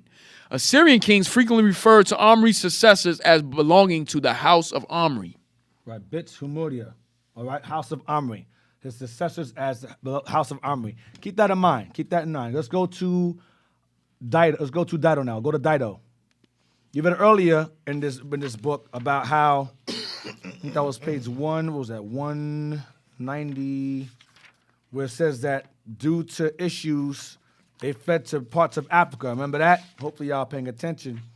Where I read earlier, it says disastrous occurrences in Phoenicia had greatly weakened the land. The great families had been compelled to emigrate and had founded colonies on the north coast of Africa. Because the Sidonians or Tyrians or ancient Phoenicians started getting weakened, started to become weakened in power. So they started to lead it based upon internal fighting, and they fled to areas of Africa. Read here. Dido. Ancient Greek pronunciation, jump down. Also known as Alyssa or Elissa. That's another name for her, Dido or Alyssa. Go down to chronology. Right there, click on chronology. Click that. Yeah, read that. This understanding of the chronology related to Dido and her company resulted in the following dates for Dido and her intermediate relations as derived from F.M. Cross. But there was an argument about whether she existed or not, and she did. Go ahead. Baal Esar II. Right, Baal Esar II was the father of Ithbaal, okay, the father of Jezebel. Go ahead. Reigned from 846 to 841 BC. You got Matan I, 840 to 832 BC. 839 BC, Dido was born in Tyre. Right, she was born in Tyre. Go ahead. 831 BC, Pygmalion in Phoenicia, which is rendered in the Greek tradition as Pygmalion begins to reign. 825 BC, Dido flees to Tyre in 7th year, and Pygmalion after the death of Asubis. Come on. 825 BC, and possibly sometime thereafter, Dido and companions on Cyprus. Flee to Cyprus. Go ahead. Between 825 BC and 814 BC, Tyrians built a settlement on island of Khotan. Come on. 814 BC, Dido founds Carthage on mainland. There we go. So she finds Carthage on the mainland. She flees to Carthage. That's North Africa, North Ethiopia. Let's jump up now. Let's find out why. Oh, I'm sorry. Then she go down again. So she died in Carthage also. And when she fled there, some of Northern Kingdom went over there with her. Go down to early accounts, right there. The person of Dido can be traced to references by Roman historians to lost writings of Timaeus of Taramenium in Sicily, 356-260 BC. Ancient historians gave various dates both for the foundation of Carthage and the foundation of Rome. Appian, in the beginning of his Punic Wars, claims that Carthage was founded by a certain Zorus and Carchedon. Right, they try to mix fact with fiction, myth with legend, and so forth. Go ahead. But Zorus looks like an alternative transliteration of the city named Tyre, while Carchedon is just the Greek form of Carthage. Jump up now, jump to the very top. Jump to the very top. Top with Dido. Yeah, read that real quick. Try to read this real quick. Let me see. Yes. Read down. Let's read on. Yeah, read that. Also known Dido, also known as Alyssa. Alyssa was the legendary founder and first queen of the Phoenician city-state of Carthage. Right, of North Africa. That's Africa, Carthage. She's the first founder of Carthage, and Israel was there with her. Go ahead. Located in modern Tunisia. Known only through ancient Greek and Roman sources, most of which were written well after Carthage's founding. Her historicity remains uncertain. Right, whether she was real or not, but most say she was. Go ahead. In most accounts, she was the queen of the Phoenician city-state of Tyre. Today, Sir in Lebanon, who flees tyranny to found her own city in Northwest Africa. In Northwest Africa, come on. Details about Dido's character, life, and role in the founding of Carthage are best known from the account given in Virgil's epic poem, the Aeneid, which tells the legendary story of the Trojan hero Aeneas. Right, so it's all mingled around in fact and fiction. Go down, that's why I say her existence is questionable, but she was in the chronology of kings. All right, Ethbaal is in relation to her. What was he again to her? What I read the chronology again? What did it say? Go back to what did it say again? It says Dido, what did it say? Ethbaal what? What was he? Dido and her intermediate... Dido... Yeah, here we go. Belteshazzar, second. Okay, Belteshazzar the second, 846 to 841 BC. Right, Belteshazzar the second was the father of Ethbaal. Okay, and then what else? Go ahead. Matan the first, 840 to 832 BC. 839 BC, Dido was born in Tyre. Right, so she's found in the chronicles of these kings that ruled over Tyre. Hiram is somewhere in this also. Hiram of Tyre. Go back up again. Go back up to find out why she fled there. Find out why she fled there. I'm trying to find where it shows why she ran to Africa, why she ran, something happened. Go down to early account. Let's see, go down. Right there, many names, legend. It tells you why she fled there. According to so-and-so, go down. Chronology, understanding, go down. Early accounts. It tells you why. Just quoting, it's giving different historical accounts as to why. The party arrived at Cyprus. Eventually, Dido and her followers? Read there. Go. It's somewhere in here. It's somewhere there. It says it. I see. Murdered. There we go. Murdered in there. Somewhere there. Go up. It's that paragraph there. Hurry up. We ain't got much time. Right there. Justin quoting. It's right there. Justin quoting on paraphrasing Trogus states, 1846, a king of Tyre, whom Justin does not name, made his very beautiful daughter Dido and son Pygmalion as joint heirs. Right. Her brother and her were joint heirs. Go ahead. But on his death, the people took Pygmalion alone as their ruler. Though Pygmalion was yet still a boy. Right. He was so little. Go ahead. Dido married Asubis, her uncle, who as priest of Hercules, that is Melkart, was second in power to King Pygmalion. Right, Melkart. Keep that name in mind. That name Melkart. Keep that name Melkart. That name Melkart is where the term Hamilcar comes from. You know, Hamilcar was Hannibal's father. Hamilcar. Melkart is a god. They worship that god. Like you had Hannah-Baal, they worship Baal, and you had Hamilcart or Melkart. Okay, that's where that name comes from. Hamilcar comes from the name Melkart, and Baal is self-explanatory. Hannah-Baal, same thing, or Hanno. Go ahead, Melkart. Go ahead. Was second in power to King Pygmalion. Because remember, Northern Kingdom, they were successfully assimilated into Canaanite customs and culture. So we took that upon ourselves when we began to migrate in different areas. I'll get to that later on. Go ahead. Was second in power to King Pygmalion. Asubis, Sycabus, or Zachabus can be equated with the Zecar-Baal, king of Byblos, mentioned in the Egyptian tale of Wenamun. Rumor told that Asubis had much wealth secretly buried, and King Pygmalion had Asubis murdered in hopes of gaining this wealth. Dido, desiring to escape Tyre, killed her husband. Go ahead. Expressed a wish to move into Pygmalion's palace, but then ordered the attendants whom Pygmalion sent to aid in the move to throw all Asubis' bags of gold into the sea, apparently as an offering to his spirit. In fact, these bags contained only sand.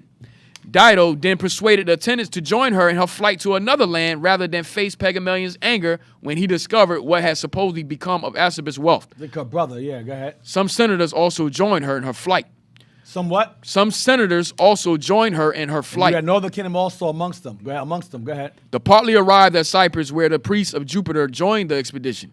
There, the exiles also seized about 80 young women who were prostituting themselves on the shore in order to provide wives for the men in the party. Damn. Go ahead. Eventually, Dido and her followers arrived on the coast of North Africa. And her followers would be her heathens and Israelites alike. I will prove that later on. Go ahead. Where Dido asked the Berber king, Arabas, for a small bit of land for a temporary refuge until she could continue her journeying, only as much land as could be encompassed by an ox hide. The reason why it's called Berber King is because that area became known as the Berberi states. I'll get to that also later on. That's the Hamite king at this time. Go ahead. They agreed. Dido cut the ox hide into the fine strips so that she had enough to encircle an entire nearby that's how hill. one. Blah blah blah. So that's how Dido. That's how Carthage.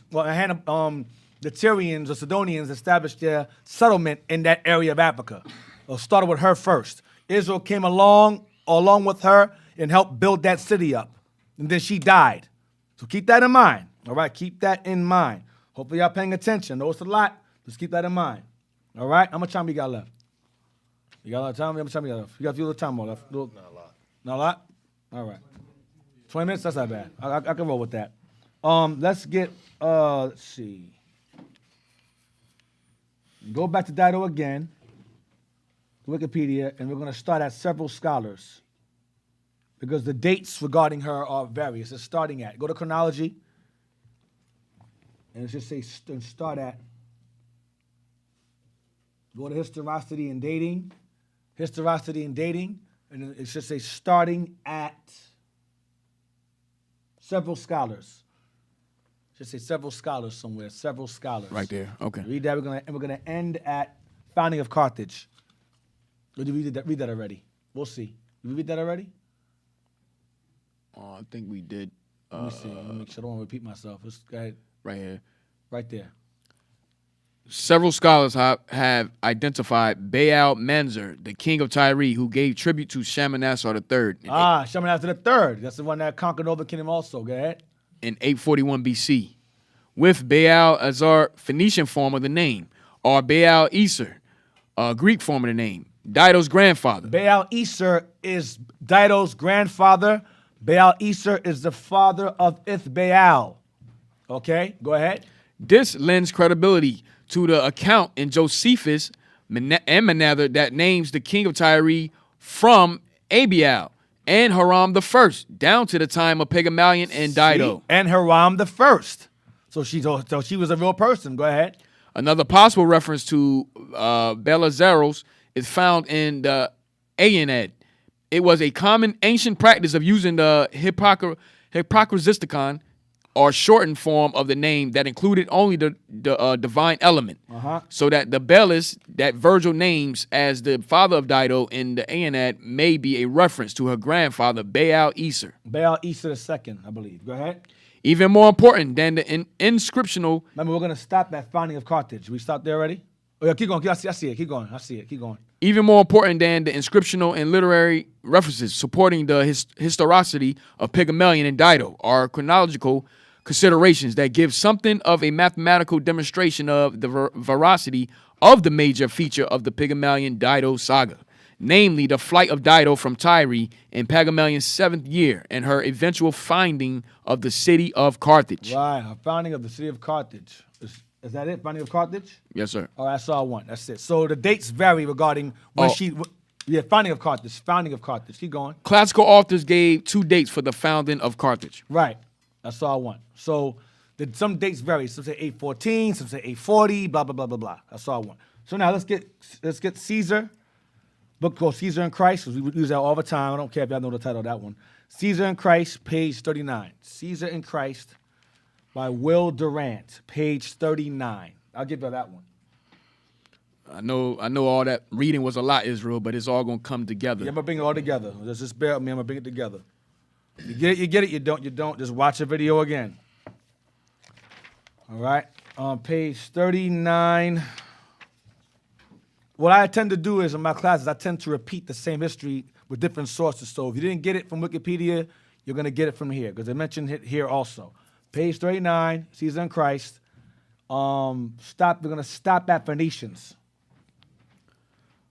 I.e. Phoenicians. We're gonna stop at I.e. Phoenicians. All right, go up. We'll go to the top. All right. Some 1,100 years before our era, the inquisitive traders of Phoenicia discovered the mineral wealth of Spain. Soon, a fleet of merchant vessels plied between Sidon, Tyre, and Byblos. At one end of the Mediterranean, Byblos would be the promised land also. Yeah, so Byblos or Byblos. That's if you look at an ancient like Israelite map, promised land map, you'll see Phoenicia, you'll see Byblos. It's all in that same region, the promised land. Go ahead. At one end of the Mediterranean and Tartessus at the mouth of the Guadalquivir on the other.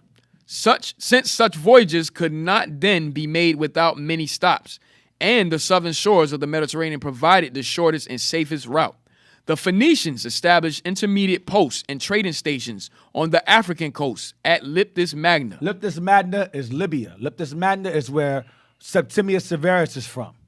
Libya, because the Carthaginians' colony stretched from Carthage, North Africa, all the way to Libya. So from here, let's say this is Africa at the top. Libya is over here to the right. It stretched very far. All right. Go ahead. Now Lebda is called. Now it's called Lebda. Go ahead. Hadrumaton, Sus, Utica. Utica is right next door to Carthage, or it's called Tripoli. Go ahead. Diaritis, Hippo Regis, Bone, and even beyond Gibraltar at Lixus, south of Tangier. Gibraltar is the area between Spain and Africa. They're connected on a map. Gibraltar. The Straits is called the Straits of Gibraltar. We're going to find out what that word Gibraltar is very important also. Gibraltar is a name in there. That's very important. Gibraltar. But that's later on. Go ahead. The Semitic settlers. Go on, the what? The Semitic settlers. The Semitic settlers. Go ahead. At these posts.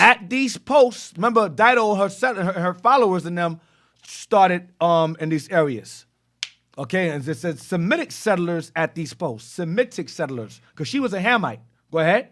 The Semitic settlers at these posts married some of the natives and bribed the rest to peace. So the Semites who dwelt at these posts, we read earlier, married some of the natives and bribed the rest to peace that lived there. So they can live there. They bribed them. Go ahead. About 813 BC. About 813 BC. Remember, Dido is 814. Watch this. A new group of colonists, perhaps from Phoenicia, perhaps from expanding Utica, built their homes upon a promontory 10 miles northwest of the modern Tunis. This is Carthage. Go ahead. The narrow peninsula could be easily defended, and the land, watered by the Bagradus River, was so fertile that it quickly recovered from repeated devastation. Go ahead. Classic tradition. Go ahead. Ascribed the founding of the city to Elissa. Or Dido. Same person. Go ahead. Daughter of the king of Tyre. Go ahead. Her husband having been slain by the brother. Her husband was slain by her brother. Go ahead. She had sailed with other adventurous souls to Africa. Northern Kingdom. Northern Kingdom went with her. Other adventurous souls was Northern Kingdom. I'm going to prove that later on. Go ahead. Her settlement was called Kart Hadesh. Or Newtown. Newtown. Kart Hadash or Newtown. Go ahead. To distinguish it from Utica. Because they're next door. Go ahead. The Greeks transformed the name Karshadon. No, the Greeks transformed the name into Karshadon. Into Karshadon in Greek. Go ahead. The Romans into Carthago. Into Carthago. Go ahead. Which means Newtown or Carthage in English. Newtown. Go ahead. The Latins gave the name Africa to the region around Carthage and Utica. See, the Romans gave the name what? The Latins gave the name Africa to the region around Carthage and Utica. Because they conquered that region during the Punic Wars. Hannibal. When they conquered Hannibal, they named that area itself, that part of the continent, Africa. Then eventually the whole continent became Africa. But initially, just that part was called Africa. Go ahead. And followed the Greeks in calling it Semitic population. And they followed the Greeks in calling it Semitic population, not Hamitic, like Dido and them, but the Semites that resided there. What? Puny or Phoenicians. So the Semitic people that resided there among the Hamites by the Greeks were called Phoenicians. Some scholars refer to the Hamites as Phoenicians, but the true scholars of the past refer to us living in those lands as Phoenicians that traveled there with Dido when she fled from her brother that killed her husband around 813, 814, or some scholars say 840 BC. All right? That's where we at now. So that's right. They were there since the beginning of the city's civilization or establishment. Keep that in mind. Now, so I'm gonna wrap it up on that. We're gonna wrap it up on that. I don't want to kill your brains. Do I want to go to that? Nah, I can go to that next week. We're gonna go into the Scythians next week. The Scythians. Gotta go into that next week. That's very important. Remember the house of Omri. Gotta keep that name in mind. I went on to that for a reason regarding Omri and Ahab. That name is very important to remember. All right? So, and the bishop brought it out last week about how the Scythians, well, the group of Scythians in that land were Israelites. So we're gonna get a bit more into that next week. I don't want to flood your brain, have y'all mess around and blow your brains out. Too much information. So, hope y'all enjoyed today's lesson. We're back in the old world again. We left the new world. We're back in the old world again. So this chapter is gonna be entitled the Promised Lands, the Old World. So hope you enjoyed the class. Shout outs to the IT team. They did an excellent job. All praise to the Lord. Shout outs to the breakfast team as well. Did an excellent job as well. Kat, announcements? All praise to the Most High. Thank you. We appreciate you guys out there. Also, if you want to donate to the Booster Club, you can donate to IUIC.fundraising at IsraelUnite.org. Once again, you can donate to IUIC.fundraising at IsraelUnite.org. If you'd like to contribute to our Hidden History show, you could donate to IUIC.NewJersey at IsraelUnite.org. Also, just put in the description our Hidden History show to help us assist us in getting certain these books and upgrading our radio show. We thank you, Israel, as usual. Thank you, brothers and sisters, for attending. Without you, we cannot do this. All right, Israel, shalom, and Most High in Christ bless. Shalom, Most High in Christ bless. Thanks for watching.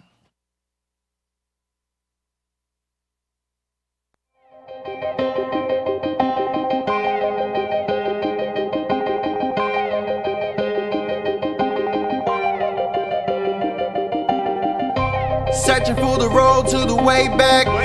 We don't know our father's going way back.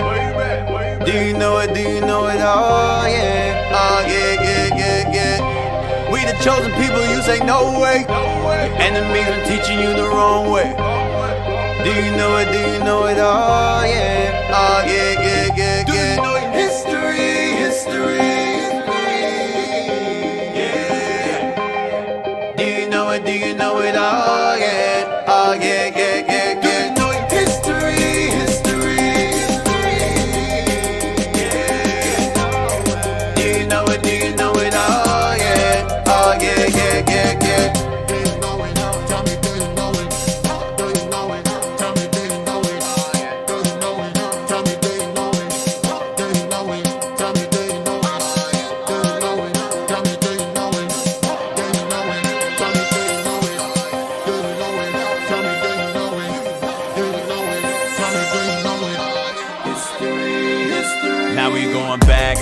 On my back for sure when I let the truth go. We gon' let them know my people on my back.